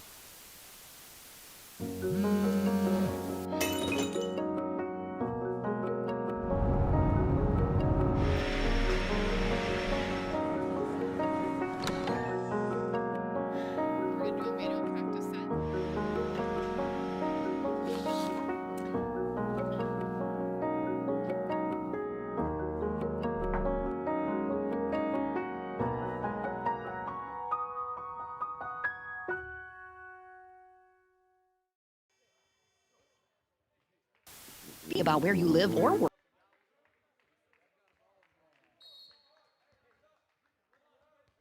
Related to help. They can take the toughest building project and get the job done right. Call Colin and Preston Hare at Greenwald and BC's. Welcome back to Mid-Michigan Lakers basketball on the all-new Buck 92 and simulcast on MAC TV. Stewart with the ball in the perimeter. He gets in the lane. Somehow there's nobody guarding him. He can't quite get all the way to the hoop. It goes out to Walker. Now back to Stewart. 15 seconds on the shot clock. Stewart's in the lane. He gets the soft jumper to go from about 9 feet. Big basket right there for the Lakers. First points from anybody besides Noah Pruitt. 15-7 is our score. Thomas with the ball in the front court. Good defense from Mason with Tuzik. They try to go down low to Marco Beverly. It's going to be a foul called on Hungerford on the post-entry pass. He does not like the call.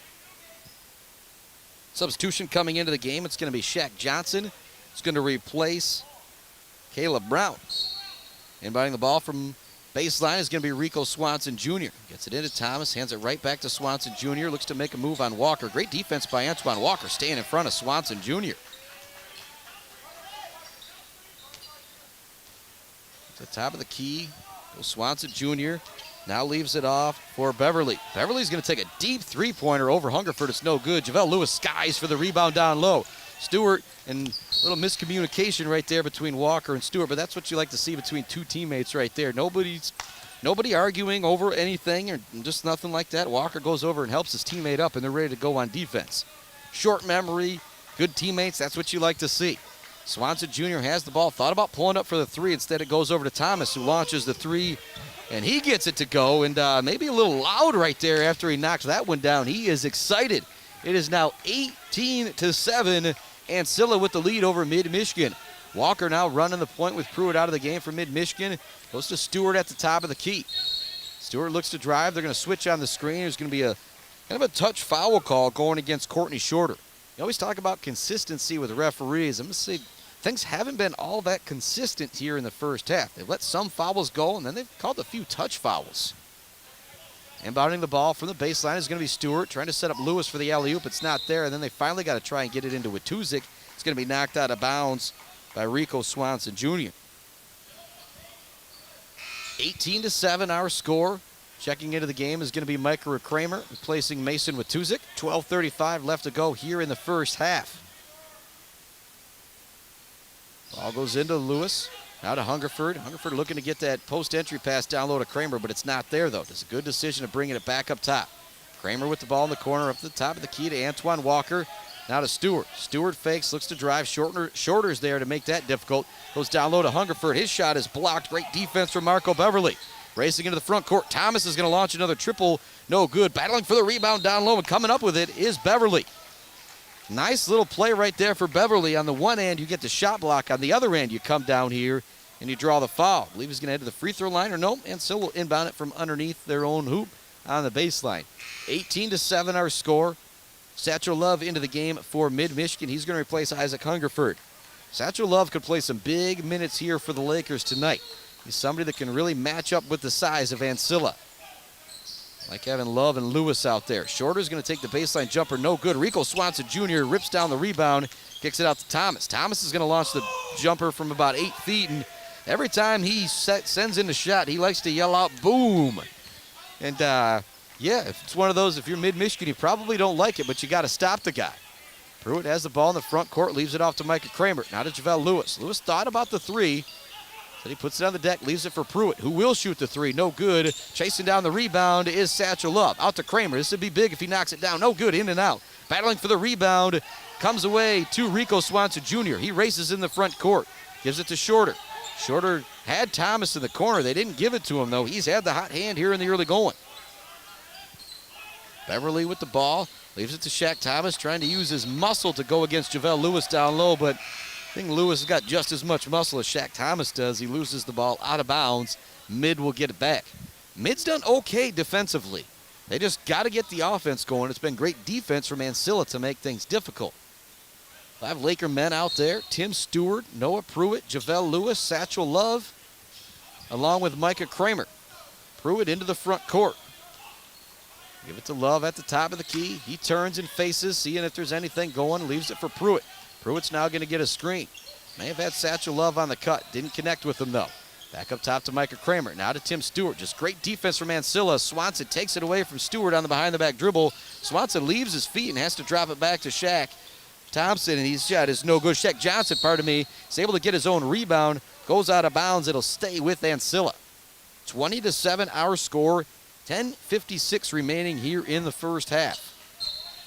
And Michigan trailing by 13 to the number 5 ranked team in the country.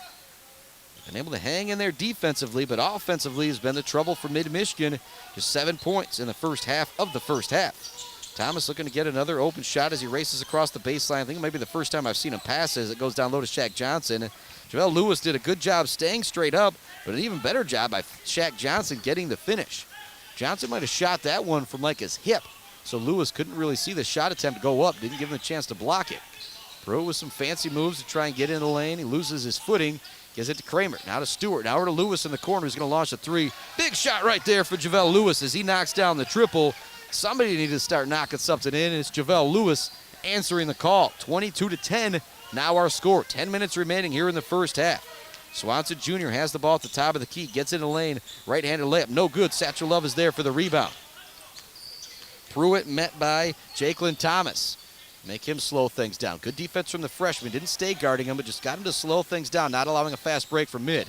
Stewart gets in the lane, leaves it off for Satchel Love. Love taking some contact, goes up to finish. No good, but he's going to draw the foul. Freshman from Detroit heading to the free throw line. A couple big free throws here, I think, if you're Mid-Michigan College. Jacob Tomsic, Mason Matuzik set to check back into the game for the Lakers. Love at the free throw line, spinning the ball, first free throw, nothing but net. So with a team like Ancilla, got to make everything count. A couple substitutions coming in for Ancilla right now as well. 5 Laker men out on the floor. What I'm most worried about to give you, got JaVale Lewis, Noah Pruitt, Mason Matuzik, Jacob Tomsic out there. And for Ancilla, into the game is Brady Powers, along with Jakelin Thomas, Shaq Johnson, Caleb Brown. And who am I missing? Way over there in the corner is Jalen Fountain into the game for Ancilla. Thomas has the ball. He's had the hot hand here in the early going. He launches another shot. This one no good. Great defense from Mason Matuzik that time. Matuzik tries to save it.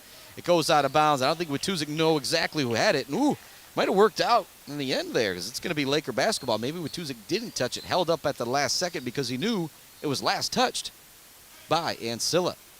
Pruitt has the ball. It's going to be guarded by Brady Powers. Not really full court, but just kind of making him think about it. Matuzik has it. Going to get the screen, have the ball at the top of the key, look to create something, spin move into the lane. His runner is good. Mason Matuzik, doesn't matter what level of basketball he's playing, that spin move is going to be money. It's now 22-14. And if you're Mid-Michigan, you got a little bit of momentum right now, and you start to hear some noise from that Mid-Michigan bench. Thomas looking to get to the hoop, wild into the lane. He loses the ball, and it's going to stay here with Ancilla. Thomas is lucky about that one. That was just kind of a wild shot right there for Jakelin Thomas. It's been under control most of the first half, though. He's got 9 points to lead all scorers in the ball game. He'll inbound it here for Ancilla. Goes in the corner. Caleb Brown up fakes on the 3. Gets in the lane, but then it's not good because he's met by JaVale Lewis, and he walks on that one after he up fakes. That's what happens when you go up against one of the top shot blockers in the nation. You start to think about things a little bit, and you shuffle those feet. 22-14 our score. Mid-Michigan slowing things down here a bit. That's what you want to do versus Ancilla. They average 94 a game, 6 guys that average in double figures. Satchel Love has it at the top of the key, over to Matuzik. Just made a nice move to get in the lane and get on the board. Looking to pass it down low. Nowhere. You see the height and the jumping ability of Caleb Brown as he takes that pass away. Thomas rips down to the other end of the court. Another wild shot. He can't get it to go. It's off the rim. JaVale Lewis clears the board for Mid-Michigan. Pruitt has it. Tomsic wants it. Tomsic launches from deep. It is no good. Grabbing the rebound down low is Jakelin Thomas. Whips into the front court. Brady Powers looking to make something happen. His shot is blocked by Tomsic. And we're actually going to have a foul call. Official coming in and changing the call. It's going to be going against, I believe, Jacob Tomsic. At the free throw line for 2 is going to be Brady Powers. 8:25 left to go here in the first half. 22-14 our score. Kind of the first little stretch where Ancilla hasn't put the ball in the basket for the last 2 or 3 minutes or so. Say that the sophomore Brady Powers knocks down that first free throw. It's only 2 freshmen on this team. Nolan Sherrick along with Jakelin Thomas, who started. Alec Mills is going to come into the game for the Lakers. He's going to replace JaVale Lewis. Lewis get himself a little bit of a well-deserved rest. She's got the two freshmen from Mount Pleasant, Alec Mills, Mason Matuzik, the freshman from Midland Dow, Jacob Tomsick, the freshman from Okemos, Noah Pruitt, and the freshman from Detroit, Satchel Love. Love gathers the rebound, leaves it for Matuzik.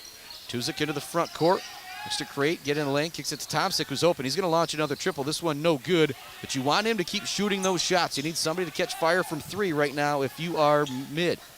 Into the front court, Thomas gives it up. Here's a deep triple try. It's up and good for Keith Rupert. And this is where Ancilla makes you pay. They just got players who keep on coming and keep on shooting. Pruitt into the front court, gives it to Matuzik. Matuzik's going to try and match, and he does!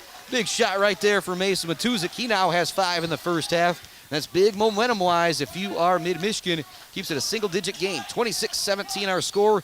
7:40 left to go here in the first half. Triple try for Jalen Fountain off the front of the rim, no good. Another great rebound down low from Satchel Love. Love to Pruitt. Pruitt into the front court for Mid. Up to the top of the key. Watuzik open for another triple try, and he gets it to go! Watuzik with back-to-back triples for Mid and Michigan, and they're right back in it. It's 26-20 with 7:27 left to go in the first half. And we got a timeout coming from Ancilla. We'll take the quick 30-second timeout and be right back with more Mid-Michigan Lakers basketball right after this. That TV Network is a local public access station that offers a variety of services, from in-studio interviews, wrestling, and so much.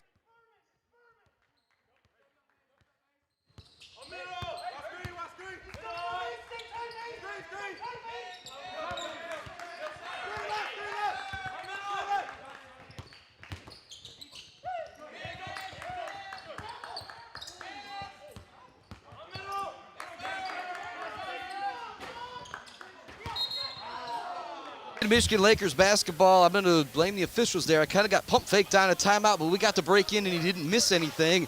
Jalen Fountain missed a 3 from the corner, but there's going to be a foul going against Satchel Love on the rebound, and that is actually going to put Mid-Michigan in the put Mid-Michigan in the penalty, but Ancilla in the bonus, and Caleb Brown's going to head to the free throw line.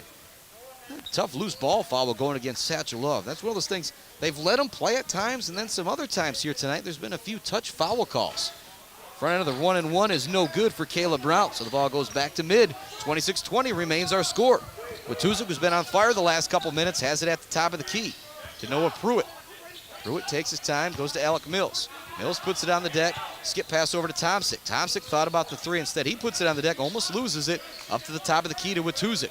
Watuzik thinking about that deep 3. Over to Mills. Mills thinking about the 3 now. He gets in the lane, draws the foul. He should be headed to the free throw line for a pair here. Waiting to see the call. If he is going to head to the free throw line, you want Mills at that charity stripe. He can knock him down. And 2 free throws coming for Alec Mills. Freshman from Mount Pleasant has impressed here in the early going. First action at Mid-Michigan. Somebody who had some chances to go at some other schools, but I think he wanted to be challenged. And that's one of the reasons why he came to Mid-Michigan. He's done a great job so far for the Lakers. Knocks in that first free throw. If you're Mid, you got all the momentum right now. Alec Mills, Satchel Love, Mason Matuzik, Jacob Tomsick, and Noah Pruitt out there for the Lakers. Mills taking his time here on the second free throw, and it goes in. Shaq Johnson, Brady Powers, Rico Swanson Jr., Caleb Brown, along with Keith Rupert out there for Ancilla. 26-22 our score, 5:20 left to go here in the first half. Ball goes to Brown. Brown being guarded by Satchel Love. Looks to spin in the lane. Great defense from Satchel Love. Stands straight up, not allowing anything to happen for Caleb Brown. Brown now launches a 3. That's no good. It goes out of bounds. Back to Mid-Michigan.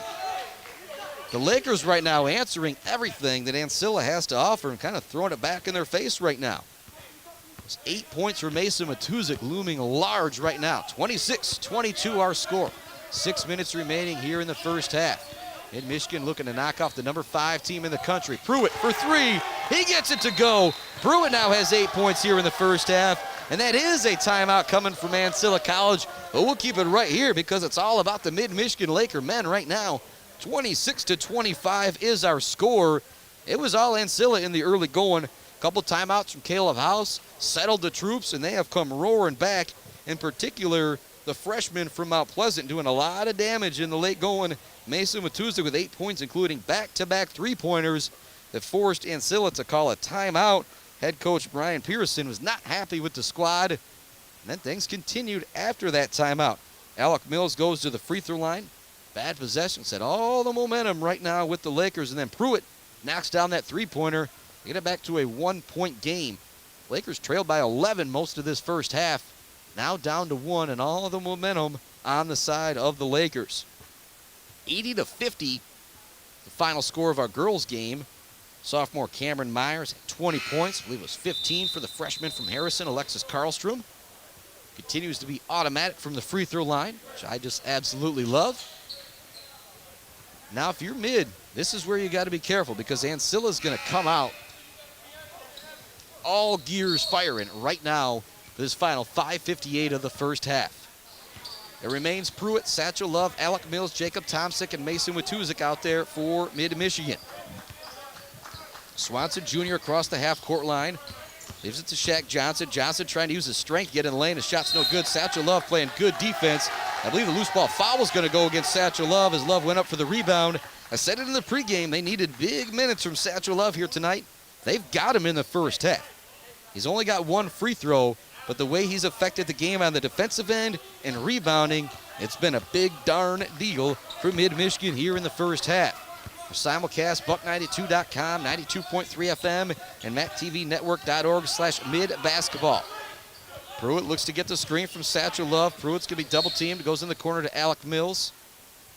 Actually, I don't know what the exact call was there. I think they're saying Mills had stepped on the baseline. Nonetheless, the ball goes back to Ancilla. Zach Johnson's going to come out of the game. He is going to be replaced by Marco Beverly. Rico Swanson Jr., Keith Rupert, Marco Beverly, Caleb Brown, and Brady Powers out there for Ancilla. 5:20 left to go here in the first half. Powers has it, goes down in the corner to Brown. Back up top. Now Swanson Jr. has the ball. Works it here to the near side, right in front of our broadcast booth. Now they work it over. Powers is going to launch a triple right in front of the Mid-Michigan bench. He doesn't get the shot to go, but he chases down his own rebound. Looks to pass it off to Beverly. Beverly can't handle the pass. It goes into the hands of Watusick.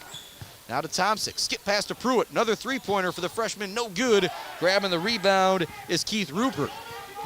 Rupert rips it into the front court for Ancilla. To Swanson Jr., who's open for the triple try. It's no good off the front of the rim. Satchel Love with another rebound down low.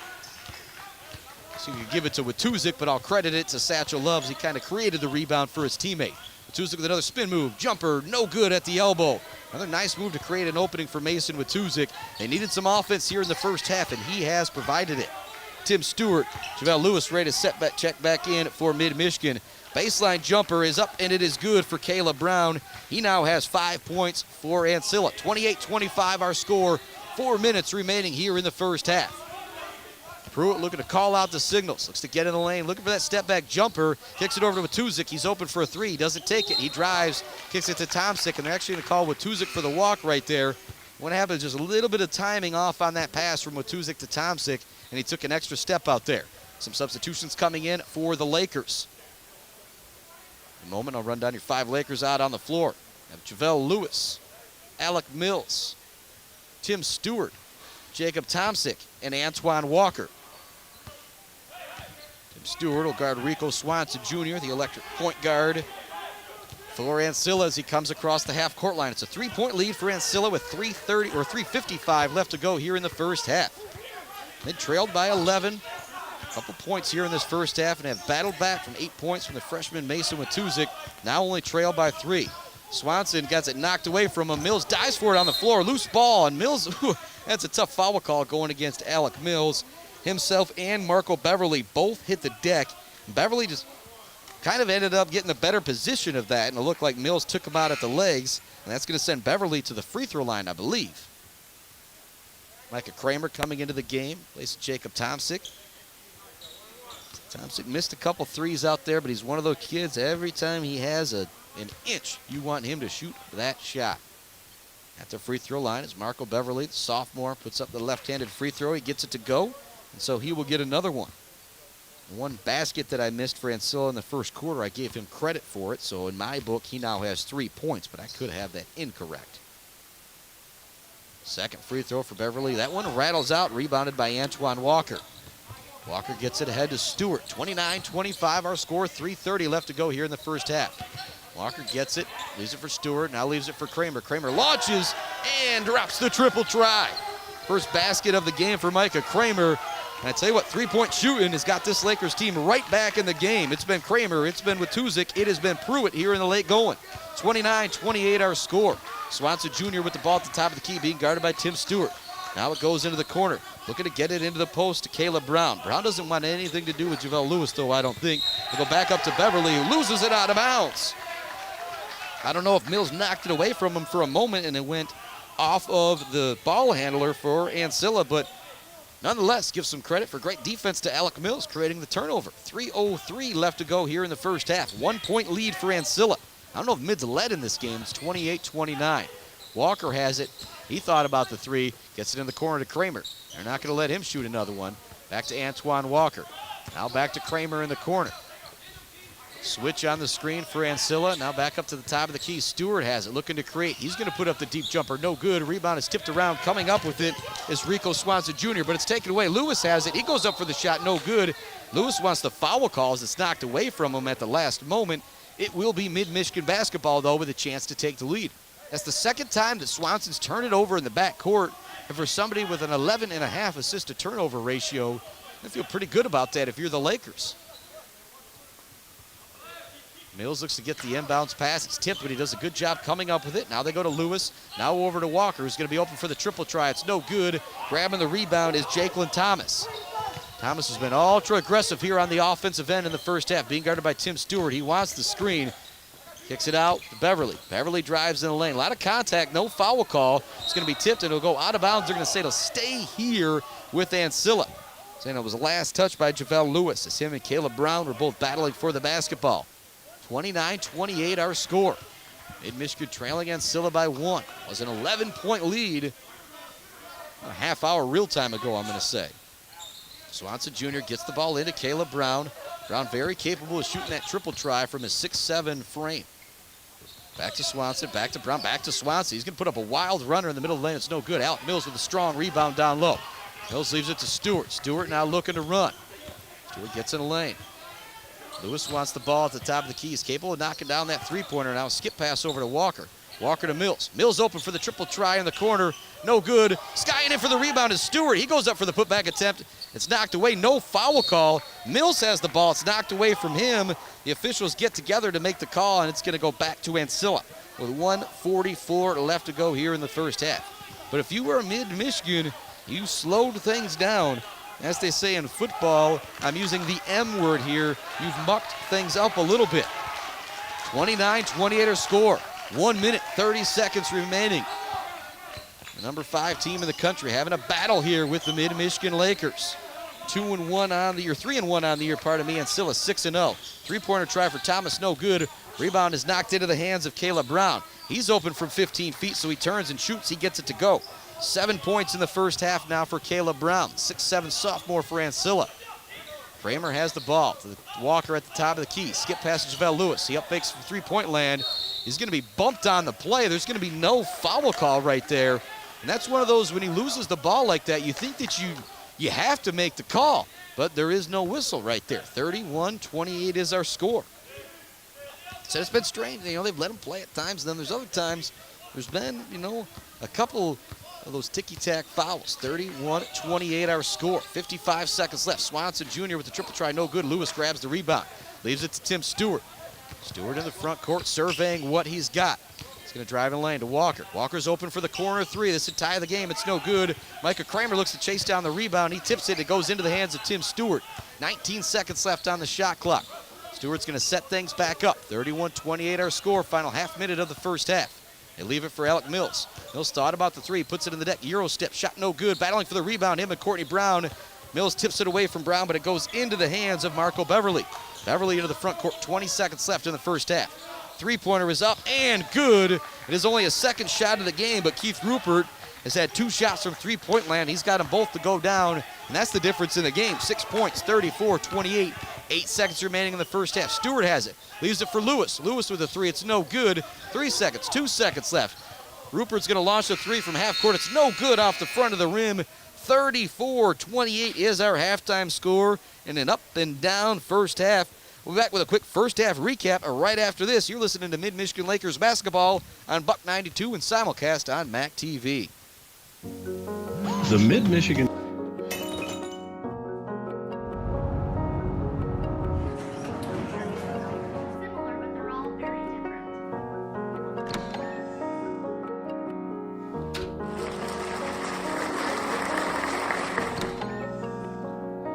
I got you something. What? My mug! Oh,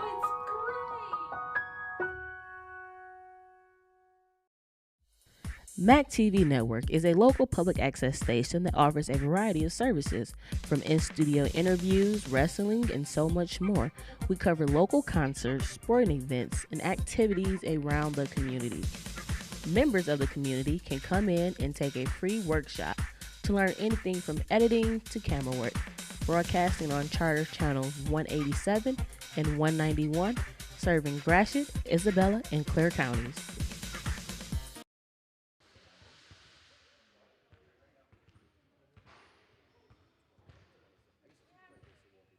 All new Buck 92 and streaming through buck92.com. Let's head back to courtside for today's report with Chris Bachman.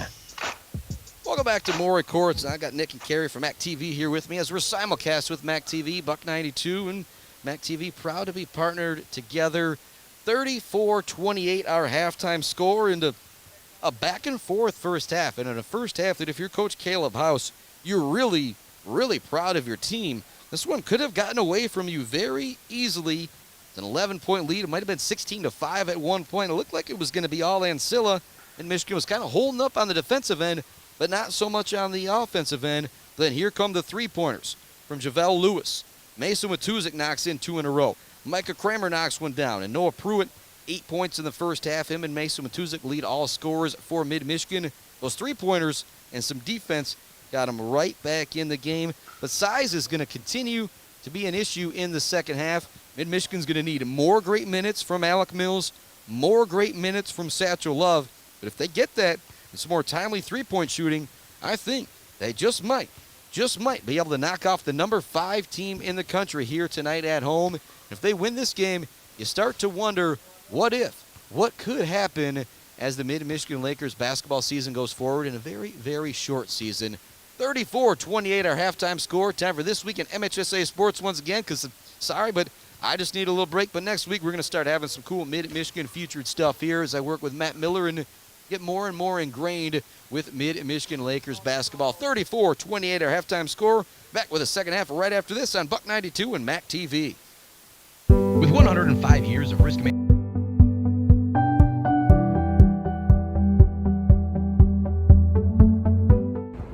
Hello, my name is Judy. Amy. Jillian. Amy. It's Dawn.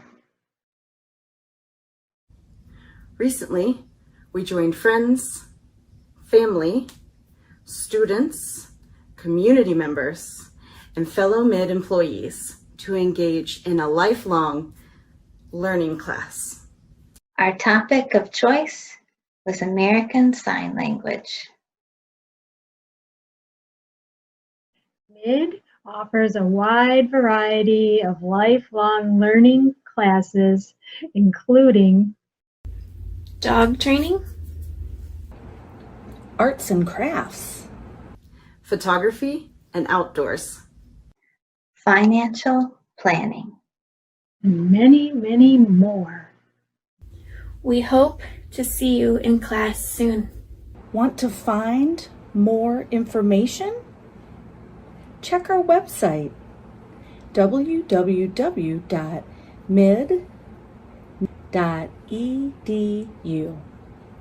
Thank you.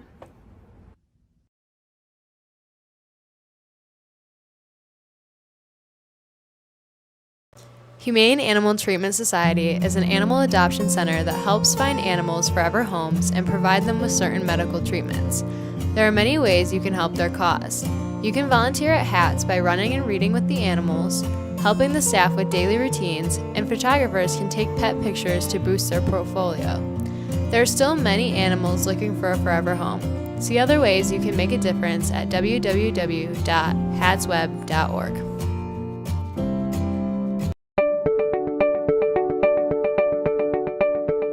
I signed up for the Laker Distinction Scholarship because I knew I wanted to go to mid right away anyways. I knew that I wanted to get through college debt-free or as close to debt-free as possible. Because I had some classmates who were a couple years older than me that had won it, and they had a really positive experience at mid. And provided me the perfect path to get my associate's degree here at Mid-Michigan College and begin their campus. And I was also able to study abroad, which is something I never really thought I would be able to do. Really, the basis of my success today and my continual success is the Laker Distinction Scholarship and is Mid-Michigan College, because without this first step, I wouldn't be where I am today. It really helped for me to know that the first 2 years of tuition were going to be lifted off my shoulders. I got to meet a lot of great people who have become friends and advisors for me, and I know that as I move on that they will still be here to help me get through the college process. And I really do think that my time here at Mid has helped prepare me to take these next steps, not only financially by saving a lot of money, but the faculty here at Mid and the classwork I feel like has really prepared me for the next step and these harder classes that I know I will be taking. Receiving the LDS scholarship gave me the opportunity to successfully transfer 67 credits to Grand Valley State University, now putting me on the fast track to graduation, where I will be graduating a complete year early in the spring of 2020.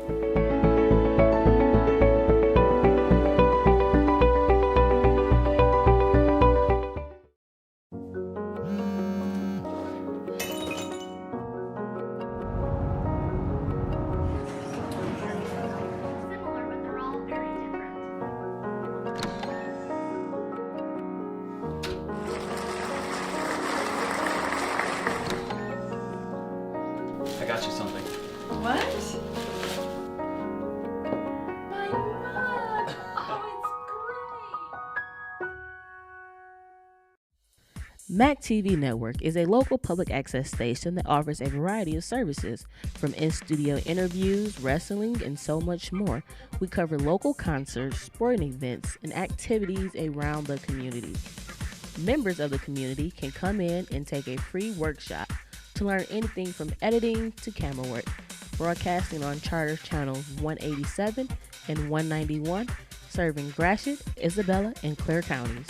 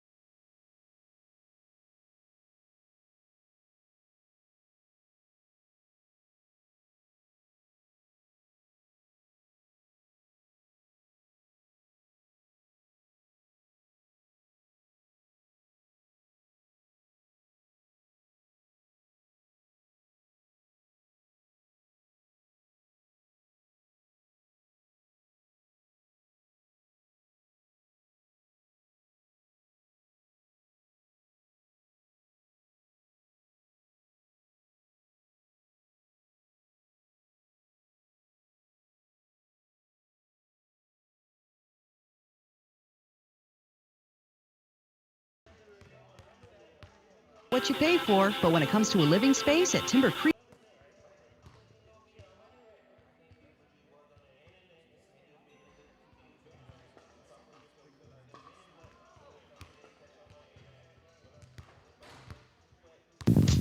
Welcome back to Maury Court's Mid-Michigan Lakers basketball. We got some former Maury players and some folks they wish they could play for Mid-Michigan out there shooting at halftime.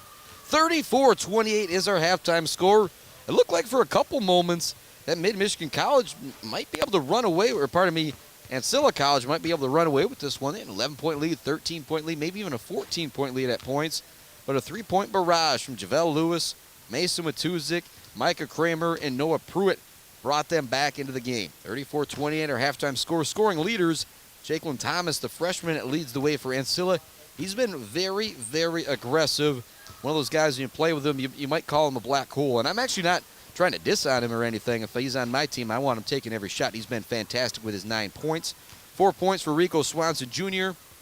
Came in tonight with that 11.5 assist to turnover ratio, which is just insane. He's actually had a couple turnovers in the backcourt because of some good Mid-Michigan defense. Keith Rupert has 6 points. Brady Powers has 1, split a pair of free throws. Marco Beverly has 3, but it might be 1. I gave him credit for a basket in the first quarter that I didn't see. Jack Johnson has 2, and Caleb Brown has 7 points. But it's Thomas leading the way, and leading the way for your Mid-Michigan Lakers. It is the homegrown youngster from Mount Pleasant, the freshman Mason Watuzik, who had 8 points in a stretch of just 3 or 4 minutes in that late part of the second, or keep wanting to say second quarter because it's quarters with the girls and halves with the boys, and so I get a little twisted here. Please take it easy on me. The late part of the first half, Mason Watuzik had those 8 points in a short stretch. Noah Pruitt also has 8 points. 28-34, just a 6-point lead for Ancilla. I said it looked like they might run away with this one, but Mid-Michigan is game. They're ready to go. We're going to be back with the start of the second half right after this. You're listening to Mid-Michigan Lakers basketball on the all-new Buck 92, buck92.com, and simulcast on MAC TV, mactvnetwork.org/midbasketball.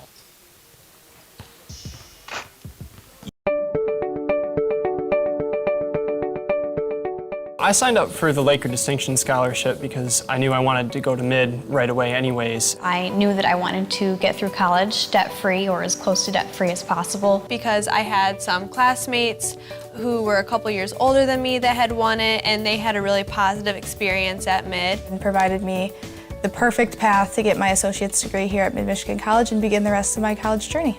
Winning LDS was a really positive experience for me. I was able to work on campus, and I was also able to study abroad, which is something I never really thought I would be able to do. Really, the basis of my success today and my continual success is the Laker Distinction Scholarship and is Mid-Michigan College, because without this first step, I wouldn't be where I am today. It really helped for me to know that the first 2 years of tuition were going to be lifted off my shoulders. I got to meet a lot of great people who have become friends and advisors for me, and I know that as I move on that they will still be here to help me get through the college process. And I really do think that my time here at Mid has helped prepare me to take these next steps, not only financially by saving a lot of money, but the faculty here at Mid and the classwork I feel like has really prepared me for the next step and these harder classes that I know I will be taking. Receiving the LDS scholarship gave me the opportunity to successfully transfer 67 credits to Grand Valley State University, now putting me on the fast track to graduation, where I will be graduating a complete year early in the spring of 2020. Welcome back to Mid-Michigan Lakers basketball on the all-new Buck 92 and simulcast on MAC TV, mactvnetwork.org/midbasketball. 34-28 our score as we start the second half. And if you're Mid, the first couple minutes are going to be a big deal. Looked like Ancilla was going to run away with it in the opening part of the first half. You don't want the same thing happening here in the second half. Ancilla will start with the basketball. Same starting five, it looks like, for both squads to start the second half. Noah Pruitt, Isaac Hungerford, Tim Stewart, Micah Kramer, and JaVale Lewis for Mid. Rico Swanson Jr., Jalen Thomas, Courtney Shorter, Marco Beverly, and Caleb Brown for Ancilla. Number 5 team in the country having a battle here with our Mid-Michigan Lakers. See if the Lakers can pull off the upset. Triple try for Thomas in the corner, in and out, no good. Shorter is there for the rebound, works against Stewart to find an open shot, and he gets the fadeaway to go.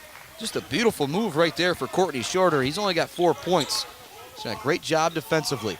Lewis has it at the top of the key, hands it off to Stewart, who hands it off to Micah Kramer. Now over to Hungerford. Hungerford thought about the deep three. Instead, he puts it on the deck.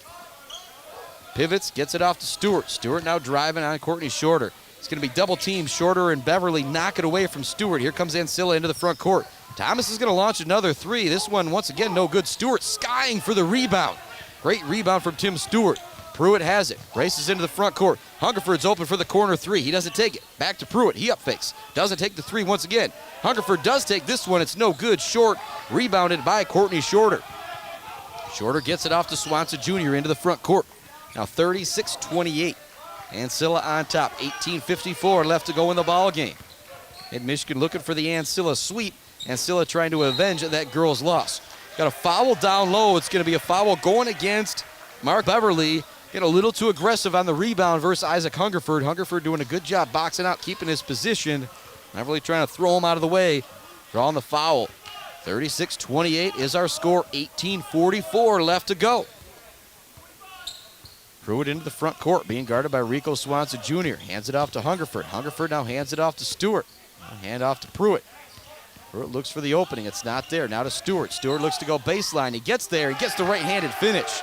Tim Stewart just kind of got hung up on the baseline for a moment. Then all of a sudden there was a little opening on the right-hand side, and he got the lay-in dirty. 4 points on the night for Tim Stewart. He's affected the game in many other ways. He's out there guarding Courtney Shorter, and Shorter's only got 2 points. Shorter has it at the top of the key. Looking to get it down low to Beverly, but great defense from Isaac Hungerford, not allowing the post-entry pass. Shorter with the drive. It's knocked away once again. Good defense from Hungerford. And the ball goes off of Hungerford. It'll stay here. Ancilla going to inbound it from their own baseline. Just 5 seconds left on the shot clock. Shorter gets it. He knows he's got to go. He goes all the way to the hoop and gets the lay-in. Not good defense right there. Stewart tried to steal the inbounds pass and allowed an opening for Shorter. Kramer quickly gets the pass into the front court, gets in the lane. His runner is no good. He fights for the rebound, and he comes up with it. Looks to throw it off an Ancilla player, but it ends up in the hands of Courtney Shorter. Shorter ahead to Thomas. Thomas with a wild shot, no good, but he's going to draw the foul against Tim Stewart. And so this first part of the second half starting off an awful lot like the first half did. 38-30. Ancilla getting out and running a little bit on the Lakers. One thing you do got going if you're Mid-Michigan, Jacqueline Thomas was at the free throw line, has kind of gone cold from the field. Very aggressive offensively, started with 9 points, then just hasn't been able to find the shot here in the late going. As I say that, he misses another free throw. He's missed 2 threes here in the early going, and now missing that free throw. That makes something happen here for his Ancilla ball club. 17:41 left to go in the ball game. Ancilla, the number 5th ranked team, leads 39-30 now as that free throw drops for Thomas, and he's now into double digits. Pruitt across the half-court line. Thomas in great position guarding him. He gets low to the floor. Lewis now has it at the top of the key, hands it back off to Pruitt. Pruitt looking to get in the lane. Great defense from Courtney Shorter. He knocks it out of bounds. It'll stay here with Mid-Michigan. Shorter using that 6'6", 6'7" frame, those long arms right there to knock it out of the Pruitt's hands, so he couldn't get the shot on the rim. Kramer's going to inbound the ball for Mid-Michigan. We're going to set up a alley-oop for Lewis, and there's going to be a foul call going against Caleb Brown. It's kind of a little bit of a clothesline there against Javelle Lewis, but it might have been a good foul because you don't want Lewis getting that alley-oop. Kramer looks to get it in, does get it into Lewis. He's double-teamed immediately, fakes it to Pruitt, then gets it to Hungerford. Hungerford now handed off to Noah Pruitt. Pruitt looking for that step-back three. It's not there. Good defense from Marco Beverly. Loses it for a second. Him and Stewart, neither of them go after it. Into the front court comes Ancilla. They get it off to Jacqueline Thomas, and Thomas lays it in. 12 points now for Jacqueline Thomas, and it's back to an 11-point lead for Ancilla. Kramer gets it to Hungerford, who up-fakes a triple try. Back to Kramer. He up-fakes the three. Takes it to the elbow. Now retreats. Back to Isaac Hungerford. He up-fakes again. Looks to get all the way into the lane. Puts up the shot. No good, but he draws the foul. Great aggressive drive right there for the sophomore from DeWitt, Isaac Hungerford. He is a sharp shooter. You want him taking as many threes as he can put up. That time, though, he put it on the deck and was able to draw the foul. Got a timeout coming from Ancilla. It's a full timeout. We will take it. 16:54 left to go in the ball game. 41-30 our score. We'll be right back after this.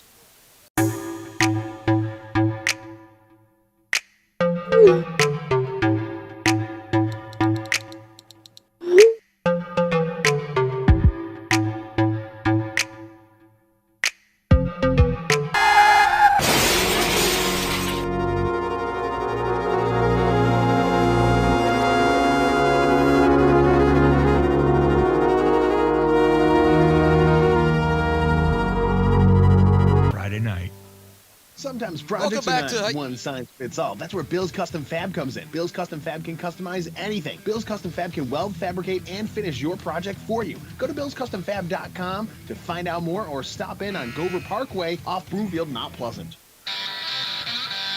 Welcome back to Maury Courts in Mid-Michigan Laker men's basketball. 41-30 is our score. 16:54 left to go in the second half. Bruce Bachman alongside Nick Carey from MAC TV. Proud to be partnered with local cable consortium. I don't even know if that's exactly still what you call it. But happy to be simulcast on MAC TV, Buck 92, and get those local partners. It makes things a little extra special. Isaac Hungerford heading to the free throw line. Mid-Michigan trails by 11 with 16:54 left to go here in the second half. Antoine Walker, Tim Stewart, Noah Pruitt, Hungerford, and JaVale Lewis, your 5 Lakers out on the floor. First free throw for Hungerford off the front of the rim and no good. Hungerford, yet another try. Number 2, sophomore from DeWitt. It's a great job playing defensively in a lot of games. He's undersized, but makes up for it with his tenacity, great shooting, and great defense. Second free throw, rims out. Jinxed him on that one. Into the front court comes Rico Swanson Jr. Leaves it off to Marco Beverly. Beverly looking to drive on Hungerford. Except the aforementioned Hungerford plays some really tough defense. Ball's going to be knocked out of bounds. The officials are trying to decide whose basketball it is, and they're going to say that it's Ancilla ball, I believe. One official is pointing up towards the score. No, he points up towards the scoreboard, I think saying that it went off the backboard off of Ancilla. So it's going to give it to the Lakers, who trail by 11 with 16:40 left to go. Big stretch right here coming from Mid-Michigan. It took about 3-4 minutes to get down 11, but then Mid-Michigan battled back, but they have never taken a lead in this game. Pruitt brings it up. Antoine Walker back out there for the Lakers along with Satchel Love. So you've got Stewart, Pruitt, Love, Walker, and Lewis. Lewis gets the ball on the far perimeter. Now to Noah Pruitt in the corner. Up top to Tim Stewart. 14 seconds left to go on the shot clock. Hands it off to Walker. Walker up fakes the 3. Kicks it out to Stewart. Walker lost his footing there for a moment, fell down in the middle of the lane. Now just 5 seconds left on the shot clock, and Stewart's going to get it knocked out of bounds and go back to Ancilla. That was great defense being played. I believe that was Rico Swanson Jr. on the defense there. So only got 4 points, like I said. He doesn't need to score to have an impact on the game. I'm going to venture to guess his 11.5 assist-to-turnover ratio is tops in the country. Swanson Jr. across the half-court line. I said the all-time NBA record for assist-to-turnover ratio is 4. So to be in double digits is just insane. And Swanson gets all the way to the hoop and gets the right-hand finish to go. A lot of contact. Could have been a foul as well. Now a 13-point lead for Ancilla. Pruitt comes across the half-court line. Mason with Tuzik back out there for Mid-Michigan. Satchel Love with the ball at the top of the key. Get it to Pruitt. Pruitt looking to get a screen from Satchel Love. It's not there. Great defense being played by Jakelin Thomas. Pruitt gets it back. Now back to Watuzik. Watuzik in the lane, puts up the runner. A lot of contact on the shot. No foul call. Courtney Shorter comes up with a rebound for Ancilla. 13-point ball game. If you're Mid-Michigan, things starting to drip away here, I will say. It's happening very slowly like that drippy faucet. Swanson in the lane. Gets it down low to Caleb Brown, looking to battle against JaVale Lewis. Turns, gets the hook shot to go over Lewis. And Brown actually gets a little bit of an ovation from the bench right there, I think, for getting a basket over Lewis for once. Threw it into the front court. We're going to have a timeout coming from Caleb House. They need it right now. We'll keep things right here. It is 45-30 with 15:06 remaining here in the second half. If you're a Mid-Michigan basketball, you only have 1 field goal here in the second half, and you've given up 5. Not a good first 5 minutes. However, this is very similar to the way the game started. It was an 11-point lead. It was a 13-point lead for Ancilla, and it looked like they were going to run away with things. Then Mid-Michigan came battling back, and it was after a Coach Caleb House timeout that they did so. So I'm expecting Mid-Michigan to come out with some fight here after this timeout, and they need it to get back into this ball game. Mason with Tuzik. Noah Pruitt, your 2 leading scorers for Mid-Michigan. They both have 8 points. Leading scorer in the ball game is Jakelin Thomas, who has 12 points. Not a great shooting night for Thomas, but you love the aggressiveness from the freshman. Caleb Brown has 9 points. Courtney Shorter has 6. Keith Rupert has 6. And Rico Swanson Jr. has 6 points as well. Team that has 6 players that average in double figures. You can see how that happens. Swanson was 6, 12 for Thomas, 6 for Rupert, 6 for Shorter, and 9 for Brown. Very balanced scoring effort for this Ancilla team. Don't have anybody that averages 20, 25 points a game. It's a number of guys who average 14, 15, 12, and 10. Can all get it done out there for Ancilla College. Watuzik's going to get the inbounds pass. Kicks it in the corner to Walker. Walker doesn't take the triple try. Instead, it goes up to Pruitt. He'll launch the three off the rim. No good. Great rebound down low from Satchel Love. Out to Watuzik. Watuzik leaves it to Antoine Walker. Back to Watuzik, and he just lost it there for a second. I think that was one of those, he was already putting the dribble move down on the deck.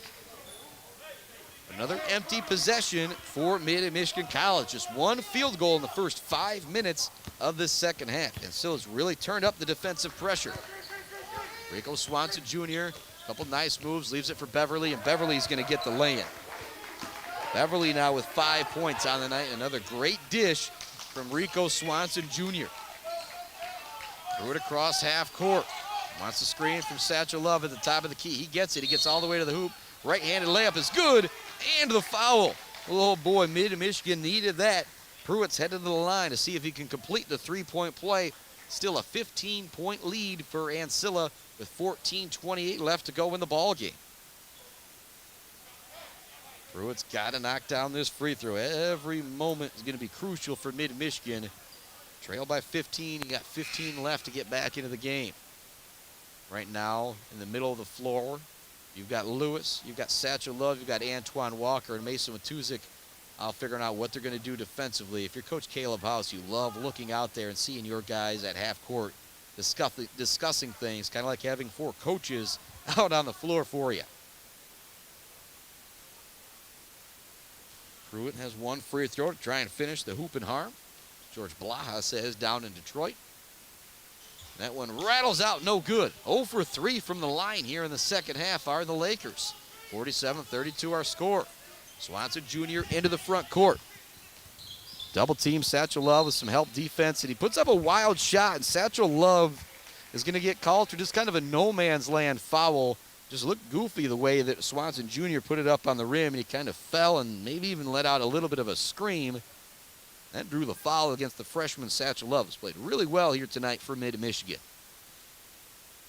First free throw for Swanson Jr. Off the back of the rim, no good. 14-17 left to go in the ball game. 47-32 our score. Here comes the second free throw for Swanson Jr.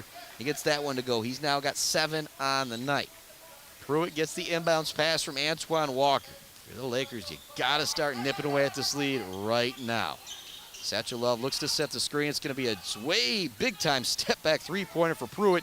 He can't get it to go. Beverly grabs the rebound, leaves it out for Swanson. Swanson with an acrobatic layup, and he gets the foul. Holy moly, I don't know how he got that one to go. Rico Swanson Jr. now has 9, and he can make it 10 at the free throw line.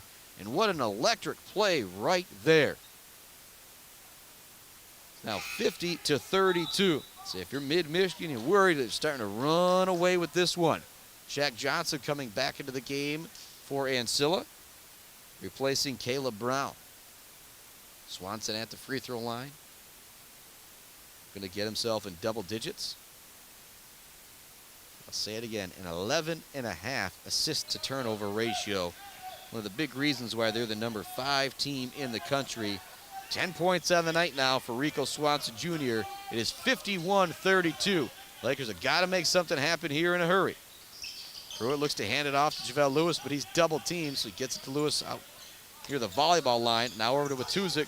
Watuzik looking to drive on Thomas. He's going to draw the foul as he does. Let's see if how many team fouls that is going to be going against Ancilla. I just have a bad angle on it here. That is going to be the 5th team foul. Is that going to have Watuzik going to the free throw line? Actually, kind of like the sportsmanship out there from Jakelin Thomas where he fell. Spot was a little wet, so he kept getting that wet spot up with his shoes, making them a little sticky. Lewis gets the inbounds pass, looking to make something happen. He's going to be double teamed. He draws the foul. Courtney Shorter doesn't like the call. I don't think it was going against him, though. They do call it on him. So once again, Walker will inbound the ball. Baseline once again. Get it into Watuzik on the baseline. Goes up top to JaVale Lewis. 19-point lead right now for Ancilla. Pruitt has it back up top to Watuzik. Watuzik looking to create something against Rico Swanson Jr. In the corner, it goes to Lewis. Lewis launches the 3, no good. Satchel Love with a big rebound down low. He turns, puts up the shot, gets it to go. Satchel Love now with 3 points on the night, and that was a big basket right there for Mid-Michigan. Really can't have any more empty possessions, trailing by 17 with 13 minutes left to go. Got the offensive rebound and the putback. Swanson Jr. with a beautiful move on Pruitt. He hangs, and he gets it to go off the glass. Woo! Rico Swanson Jr. with a pretty play right there. He now has 12 on the night. Pruitt looking to find an opening. Gets a screen, but that screen doesn't really work out for him because then the 6'6" Courtney Shorter ends up guarding him. Pruitt looking to go baseline. They say he stepped on the out-of-bounds line. Might have been a little body out there from Courtney Shorter. So it has been a well-officiated game, but there have been a couple times where things have, not really been called consistently. Been some hard fouls that haven't been called and a couple touch fouls that have been called out there. He said, I don't think either team really has anything to gripe about overall with the game. Shorter being guarded by Lewis. Lewis knocks it away from him, dives on the floor for the loose ball. Looks to get it ahead to Satchel Love. He does. Love over to Matuzik, fakes the three-pointer, kicks it back out to Lewis. Lewis to Walker. He's open for a three. This would be big. It goes down for Mid-Michigan. Big play right there. Antoine Walker with his first basket of the game. It's now back to a 16-point lead. Mid-Michigan just trying to hang on for dear life here against the 5th-ranked team in the country. Lewis knocks it away from Rico Swanson Jr. to Watuzik, to Walker. Walker ahead to Lewis, who looks to throw it down. It's knocked away by Beverly. Satchel Love stays with it, and he gets the putback. Great hustle from Satchel Love. He could have given up on the play. He doesn't. We've got a foul in the back, or no? I'm waiting to see what's happening right here. The official having a word with Caleb House. I don't think there's going to be a technical foul or anything, but a big couple moments here for Mid-Michigan to try and get back into the game. It is now 53-39. Mid-Michigan battled back in the first half. Looking to battle back here in the second half. It's Pruitt, Watuzik, Lewis, Antoine Walker, and Satchel Love out on the court right now for Mid-Michigan. Beverly gets the ball at the top of the key. Satchel Love guarding him. They're going to hand it off to Courtney Shorter. Watuzik guarding him. Shorter's going to launch the deep triple, catches backboard, but it's rebounded by Beverly down low, and Beverly gets the putback. First time Satchel Love's been beaten on a rebound tonight, but it comes in a crucial situation. 11:28 left to go. Pruitt into the front court. Leaves it for Watuzik. Watuzik being guarded by Jakelin Thomas. Over to Antoine Walker. They want to get it down low to Satchel Love. It's just not there, though. Good defense being played by Marco Beverly. Walker, another top of the key three, no good. Battling for the rebound is Love and Beverly. Satchel Love's going to get called for the foul. That's one of those you might like to see him let it go right there. They've been letting him play. JaVale Lewis going to come out of the game. Alec Mills going to replace him. Got Pruitt, Mills, Antoine Walker, Mason Watuzik, and Satchel Love out there for Mid. 55-39 our score. Mid-Michigan's going to have to win this game with their defense, and I'm going to say three-point shooting. They need somebody to get hot here in the second half. Rico Swanson Jr. gives it to Beverly. Beverly up fakes the three, goes all the way into the lane. Shot no good. Rebounded down low by Shaq Johnson, and he gets the putback to go. Shaq Johnson now with 4 points on the night for Ancilla. Pruitt races into the front court for Mid. They know they don't have a lot of time. He's got to hurry. Leaves it for Walker. Walker on the drive. Back to Watuzik. Watuzik up fakes the three. Thought about it. Now he goes by his defender all the way to the hoop. Right-handed layup is good. And the foul for Mason Watuzik. He's got 10 and can make it 11 at the line. The freshman from Mount Pleasant having his best game here at Mid-Michigan that I have seen. Just playing fantastic. He's got 10, can make it 11, and can cut the lead back down to 15. So Mid-Michigan just hanging around. Your Ancilla coach, Brian Pearson, you're starting to get a little bit worried, saying we just can't quite put these guys all the way away. Free throw for Watuzik is no good. Swanson has the ball. He's going to really take his time bringing it up half court now. 16-point advantage, 10 minutes left to go in the ball game. Mid-Michigan fighting with everything they've got to battle this number 5 ranked Ancilla team. Swanson has it right in front of his bench. Goes down low to Brown. Brown shot no good. Great job by Satchel Love boxing out the shooter and coming up with a rebound. Leaves it to the point guard, Pruitt. Pruitt into the front court. Looking to get in the lane. Gets all the way to the lane. Right-hand shot no good. Satchel Love with another putback. He's got 7, including 6 here in the second half. 2 of them coming off of offensive rebounds. It's back to 14. Courtney Shorter forces up the shot. It's no good. Pruitt with the rebound. Pruitt into the front court. Lakers looking to garner some more momentum here. It goes to Walker. Walker has it at the top of the key. Wants the screen from Satchel Love. He gets it, looking for the give and go. It's not there. Mills has it in the corner. He puts it on the deck to Walker. Back to Mills. Mills looking to get it down low to Love. It's not there. They go back to Watuzik. Watuzik being guarded by Courtney Shorter. Looks to find an opening. He's going to take the 18-foot jumper. No good. Nice move, though, by Watuzik to create an opening. He's been one of your best offensive players here in the game. You don't mind that shot. 14-point ball game. 9:20 remaining. Hungerford, Stewart ready to check back in for Mid-Michigan. Shaq Johnson looks to set the screen. Great job by Mills out there playing the double-team defense, and then he gets back so they can't get it down low to Shaq Johnson. In the corner, the ball goes to Rupert. He's been electric a couple times. He shot the ball. Now further in the corner to Courtney Brown. He looks to drive. He's going to get all the way to the hoop. He's going to get the basket and the foul. Another one of those kind of touch fouls right there. Nice move from Caleb Brown. He now has 11 as he gets all the way to the hoop from the baseline. Gets the finish to go back to a 16-point lead. And if you're Mid-Michigan, you just kind of hang around. Can't get over the hump. The hump at the end of the first half was just actually trying to take the lead. The hump here in the second half is now getting the lead back below 10. 9:05 left to go. Still plenty of time. It's a 16-point lead for Ancilla. Brown can make it a 17-point lead at the free throw line. It is nothing but net. Sharpshooter Caleb Brown now with 12 points on the night. Walker out there with Watuzik. Hungerford back in. Tim Stewart, Satchel Love. That's your 5 Lakers out there. Stewart gets the ball in the handoff. They hand it back to Mason Watuzik. Watuzik fakes the spin, kicks it back to Walker. Watuzik now gets a back little floater from the baseline, and it's good. Mason Watuzik has got the offense going here tonight. He has 12 points for Mid-Michigan, and it's a 15-point game, 60-45. Courtney Shorter across the half-court line being guarded by the freshman from Mount Pleasant, Mason Watuzik. Now go down to Shaq Johnson. Johnson looking to use his strength, but Hungerford maybe even stronger, forces the miss. Rebounded by Satchel Love. Love gives it off to Stewart. Stewart into the front court. Leaves it for Walker. He's open for the triple try. No good. Satchel Love fighting for the rebound. Great job grabbing it down low from Caleb Brown. Love and Brown both went up for that rebound. Both got their hands on it. And another touch foul call there against Satchel Love. That is actually, I believe, going to be his 4th foul out there. 8:19 remaining to go. Lewis is going to check back in for him. Satchel Love has played some really good minutes here tonight for Mid-Michigan. The freshman from Detroit has the bench right now with 7 points. 60-45 our score. Mid-Michigan trails Ancilla. Been closer than that 15-point score, though. If you're Mid, you just got to get it down below 10 before, I'm going to say, 5 minutes remaining to give yourself a shot here in the ball game. Jalen Fountain into the game for Ancilla. They leave it off to Courtney Shorter, who drives all the way to the lane and gets it to go with the right hand, really using his size and speed on that play to get the basket. 62-45, 7:50 left to go. Back to a 17-point game. Stewart looks to drive. It's knocked away. Great defense from Keith Rupert. Shorter ends up with it. Brings it into the half court to Rupert. Rupert puts up the shot. He gets it to go. Looked like Watuzik might have blocked it a little bit from behind, but it doesn't matter.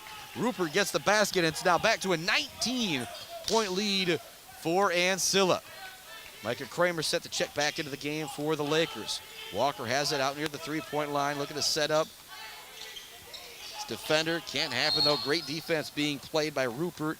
Go down to Stewart. Stewart looks to drive on the baseline. He's going to draw the foul against Jalen Fountain. 7:24 left to go. At what point do you say too little, too late if you are Mid-Michigan? You trail by 19, but it feels a lot closer than that. Stewart's actually going to head to the free throw line. Antoine Walker out of the game. So you got Tim Stewart, Micah Kramer, Mason Watuzik, Isaac Hungerford, and JaVale Lewis out there for the Lakers right now. Stewart at the line, first free throw, doesn't get it to go. Got to hit those front ends of 1-and-1s right now. Stewart leaving a couple points on the table there for Mid. 64-45. If you're Ancilla, you want to start working some clock. As I say that, Caleb Brown shoots a 3, but he gets it to go. Caleb Brown now with 15 here on the night. Tuzik to Hungerford. Hungerford's going to leave it for Stewart.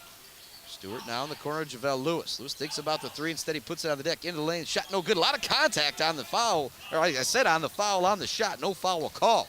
Shorter races into the front court. Looks to go coast to coast, but it's swatted by JaVale Lewis. Lewis also comes up with a loose ball. Ahead it goes to Watuzik. Watuzik looks to finish at the rim. No good, but he draws the foul, and the freshman from Mount Pleasant is headed back to the free throw line. Start to wonder which one of these freshmen is going to really be a scorer for you if you were Mid-Michigan besides Noah Pruitt. And Mason Watuzik has really taken charge here in this ball game. It's 12 points, can make it 14. We've actually got a technical foul going against Ancilla, which is going to allow Micah Kramer to head to the free throw line. That's just not a good play if you are Ancilla right now, because it just gives Mid, once again, a ray of hope. This game just, won't quite go away. Like I said, it's a 20-point lead with 6:40 left, but it feels closer than that. Kramer knocks down both free throws, and now Watuzik is going to be able to step to the line and shoot 2. And it just might as well be Mid-Michigan basketball, too. Officials now getting together to make sure they have got everything squared away. Been a well-officiated game here, and I can't imagine how difficult it is to try and officiate one of these junior college basketball games. The pace is just absolutely insane. I think they're trying to make sure that Watuzik's supposed to be at the free throw line, and he is. It's double bonus for Mid-Michigan. He was the player fouled. I think he's kind of looking over at the bench saying, what's going on here? 6:43 left to go in our ball game. It's a 20-point advantage right now for Ancilla College. It's kind of done everything they can, but this is why Ancilla is ranked number 5 in the country. And for a while there, later part of the first half, Mid-Michigan was actually outplaying this 5th-ranked Ancilla team. But why they're ranked number 5 is the onslaught that they bring on. 12 points from Rico Swanson Jr., 12 points from Jakelin Thomas, 8 points from Keith Rupert, 8 points from Courtney Shorter, who's their leading scorer, 7 points from Marco Beverly, 4 from Shaq Johnson, and 15 from Caleb Brown. So they don't got anybody that puts up 25 a game. They just got 6 guys that average double figures. That'll get you to number 5 in the country. Tuzik now, a couple free throws here. Lead back below 20. First one rims out for Watuzik. Maybe the one thing that you could gripe about for the youngsters' ball game tonight. 0 for 2 from the free throw line. No Lakers down there to go for the rebound. Tuzik's second free throw. That one he drops in. 13 now on the night for the freshman from Mount Pleasant. A little bit of pressure now here from the Lakers. See if Ancilla can deal with it. Courtney Shorter gets it in the front court. Watuzik almost kind of ran into the basketball there. Shorter's able to hang on to it. Put it Beverly. Now to Brown on the baseline. Looking to use a little bit of size he's got going against Hungerford. He forces up the shot. No good. Hungerford doesn't like the foul calls. He just put a hand in his face. But heading back to the free throw line is going to be Caleb Brown.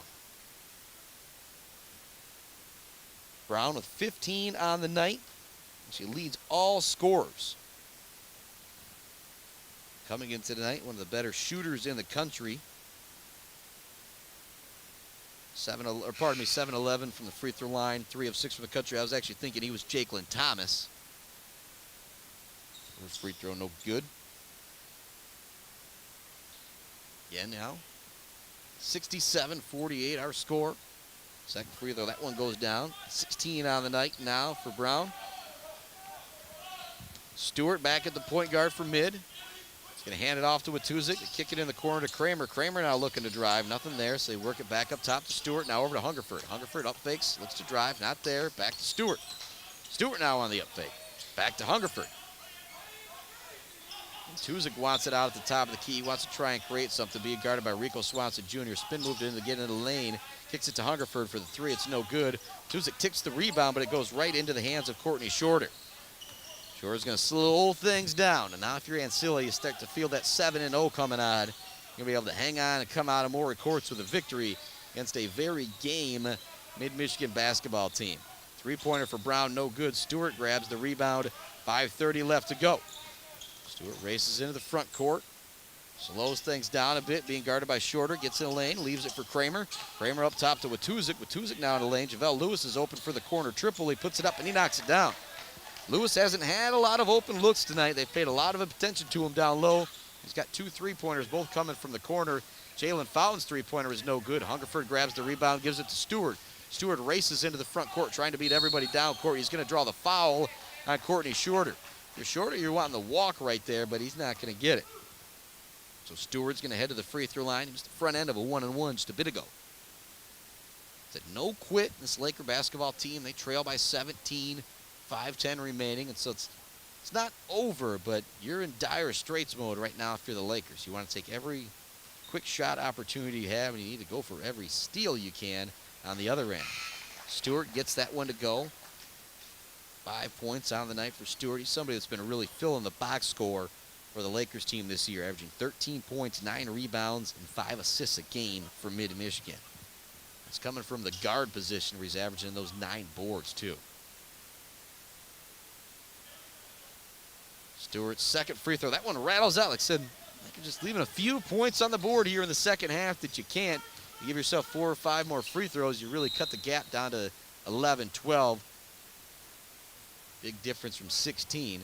Got a foul going against the Lakers, and free throws coming for Ancilla. Heading to the free throw line is going to be Marco Beverly. Beverly's got 7 points on the night, another one of those double-figure scorers for Ancilla. Averages 11 a game coming into tonight. 5:03 left here, second half. The second half, it's been all Ancilla. First free throw drops in for Beverly, so he'll get another one. It was 34-28 Ancilla at the half. 69-52. Second free throw for Beverly. Takes his time. Lefty doesn't get that one to go. Great box out from JaVale Lewis. Allows Antoine Walker to get the rebound. Walker gets it to Pruitt. It's again Mid just looking to hurry and try and get something going here. You don't want to give up on this game yet. Stewart loses the dribble. He dives on the floor. Rico Swanson Jr. dives after the ball. Great hustle out there from everybody. Courtney Shorter comes away with it. Looks to throw a touchdown pass into the end zone, but it's way overthrown out of bounds, giving the ball back to Mid-Michigan. 4:44 left to go. Still a 17-point lead for Ancilla. Pruitt into the front court. Lewis at the top of the key over to Antoine Walker. Going to find somebody on the cut and get somebody open for the three, but Ancilla knows that's what they want to do, so they're not allowing those open looks from the outside. Stewart with it at the top of the key. Now over to Pruitt. Pruitt wants a screen from JaVale Lewis. Fakes it and then uses it going the other way. Good job by Lewis keeping his feet set in good position to set that screen. He now gets it in the post. It's knocked away from behind by the freshman, Jaquelin Thomas, and it's going to be a shot clock violation going against the Lakers. Actually went out of bounds. I have to see what they call here. The shot clock was hitting the buzzer as the ball rolled out of bounds, so you got to decide what you're going to do here. You're going to put more time on the clock. They're actually going to give the ball to Ancilla. A good defensive possession from Ancilla, in particular from the freshman, Jaquelin Thomas. A little bit of pressure being applied here once again by Mid. Ancilla's done a solid job breaking it most of the night, and they've had to deal with it. Rico Swanson Jr., great point guard. That's what he can do for your team. Courtney Shorter gets it in the front court. Swanson goes back near half court to recover it. The ball goes in the corner to Beverly. Using a little clock here is Ancilla. As I say that, Thomas, of course, he gets aggressive in a beautiful spin move in the right or the left-handed layup. Goes down for the freshman, Jaquelin Thomas. Oh, boy, that was a nice move. 19-point lead once again. Stewart has the ball, gets it to Pruitt. Pruitt back to Stewart. He's going to launch the triple try. No good off the back of the rim. Rebound is gathered down low by Caleb Brown. Brown gives it off to Swanson Jr. Now you start to feel pretty good if you are Ancilla. 3:30 left to go, and you've got a 19-point advantage. Ball goes in the corner to Caleb Brown. Back up top to Beverly. Over to Swanson Jr. being guarded by Noah Pruitt. Swanson Jr. puts it on the deck. Kicks it over to Brown. Brown up fakes the three. Now back to Swanson Jr. Crossover dribble for Swanson Jr. Fadeaway jump shot no good. Tim Stewart comes up with a rebound. He looks to race down the court for the Lakers. Corner three open for Isaac Hungerford, no good. JaVale Lewis skies for the rebound. Looks to go back up with it, and he gets it to go. Now 8 points on the night for JaVale Lewis. Really got up for that rebound right there. 54-71 now our score. Thomas into the front court. No slowdown for him as he takes it to the hoop. He gets the basket to go and the foul. Mid-Michigan not happy with that foul call right there. And I think if you're head coach Brian Pearson, you might not even be happy about the shot. You want to use a little bit of clock right there. 73-54 score. Thomas can put him back up 20. Or Ancilla, if he knocks down this free throw, he gets it to go. The freshman with 17 points on the night. came into tonight averaging 14.5 per game. 74-54, 20-point advantage, 2:40 left to go here. Just kind of all said and done now for the Lakers. Want to play well for this final 2 minutes. But you did have a couple moments in this game where you tell yourself you might be able to take out this Ancilla team.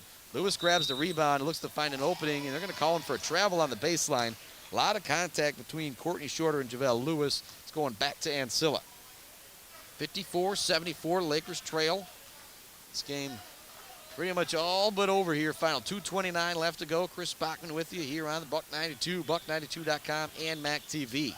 Swanson gets the inbounds pass. Noah Pruitt, no give up in that kid. He's still applying a little full court pressure.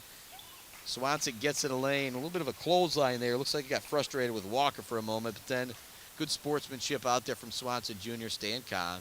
I think a couple of the coaches looking at him saying, why are you going in the lane like that anyway? Just run some clock. Swanson Jr. at the free throw line, now in the double bonus.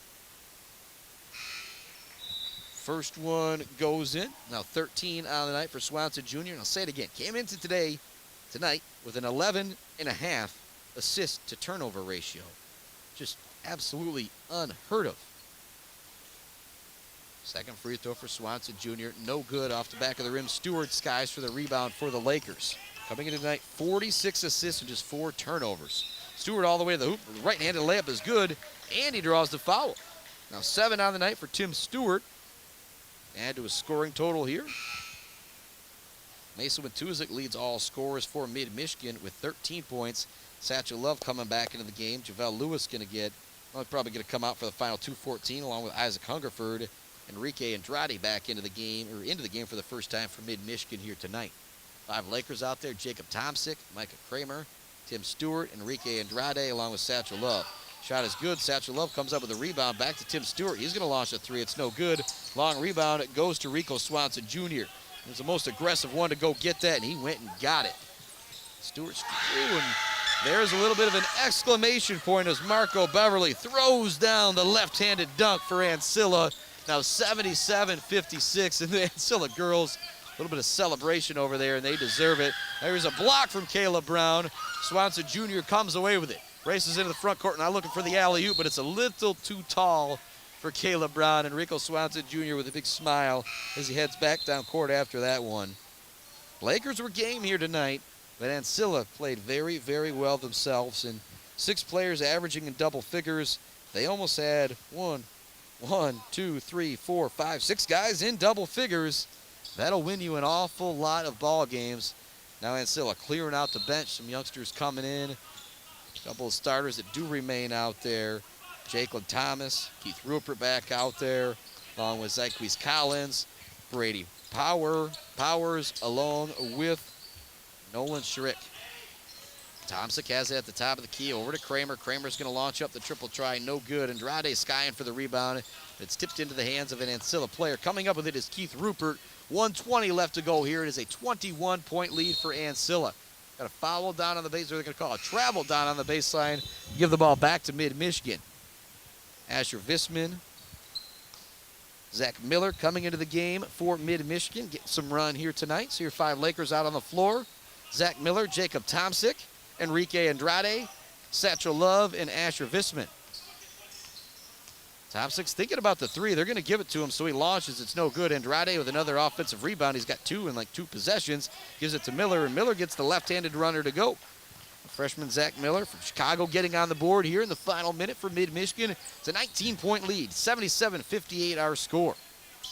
Satchel Love guarding ball handler out near the 3-point line. Looking to find an opening as Keith Rupert swings it in the corner. Up faking the 3 is Collins. Collins all the way to the lane. Zyquise Collins can't quite get the basket to go. Brady Powers comes up with the rebound for Ancilla.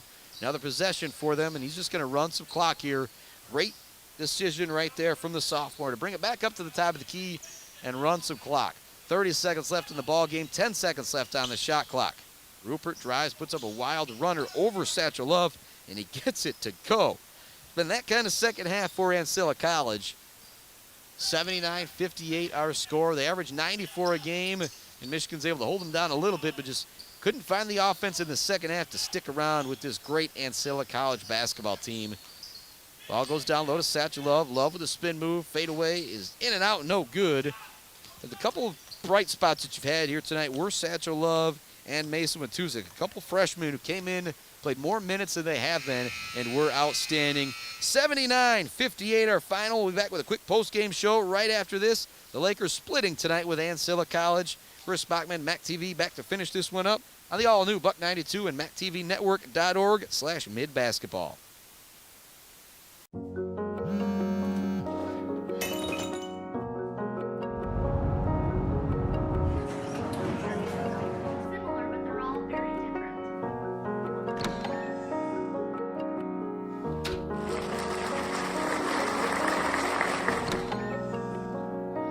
I got you something. What? My mug! Oh, it's great!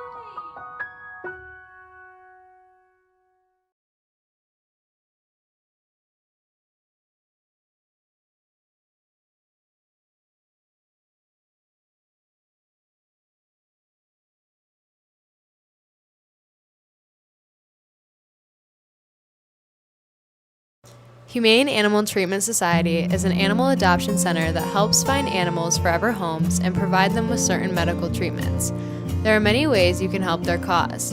You can volunteer at HATS by running and reading with the animals, helping the staff with daily routines, and photographers can take pet pictures to boost their portfolio. There are still many animals looking for a forever home.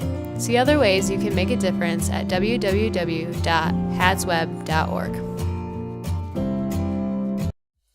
Mac TV Network is a local public access station that offers a variety of services, from in-studio interviews, wrestling, and so much more. We cover local concerts, sporting events, and activities around the community. Members of the community can come in and take a free workshop to learn anything from editing to camera work. Broadcasting on Charter Channels 187 and 191, serving Gratiot, Isabella, and Clare counties. Game wrap-up with your host, Chris Bachman, right here on the all-new Buck 92 and streaming through buck92.com. Welcome back courtside at Maury Courts. 79-58 our final here tonight.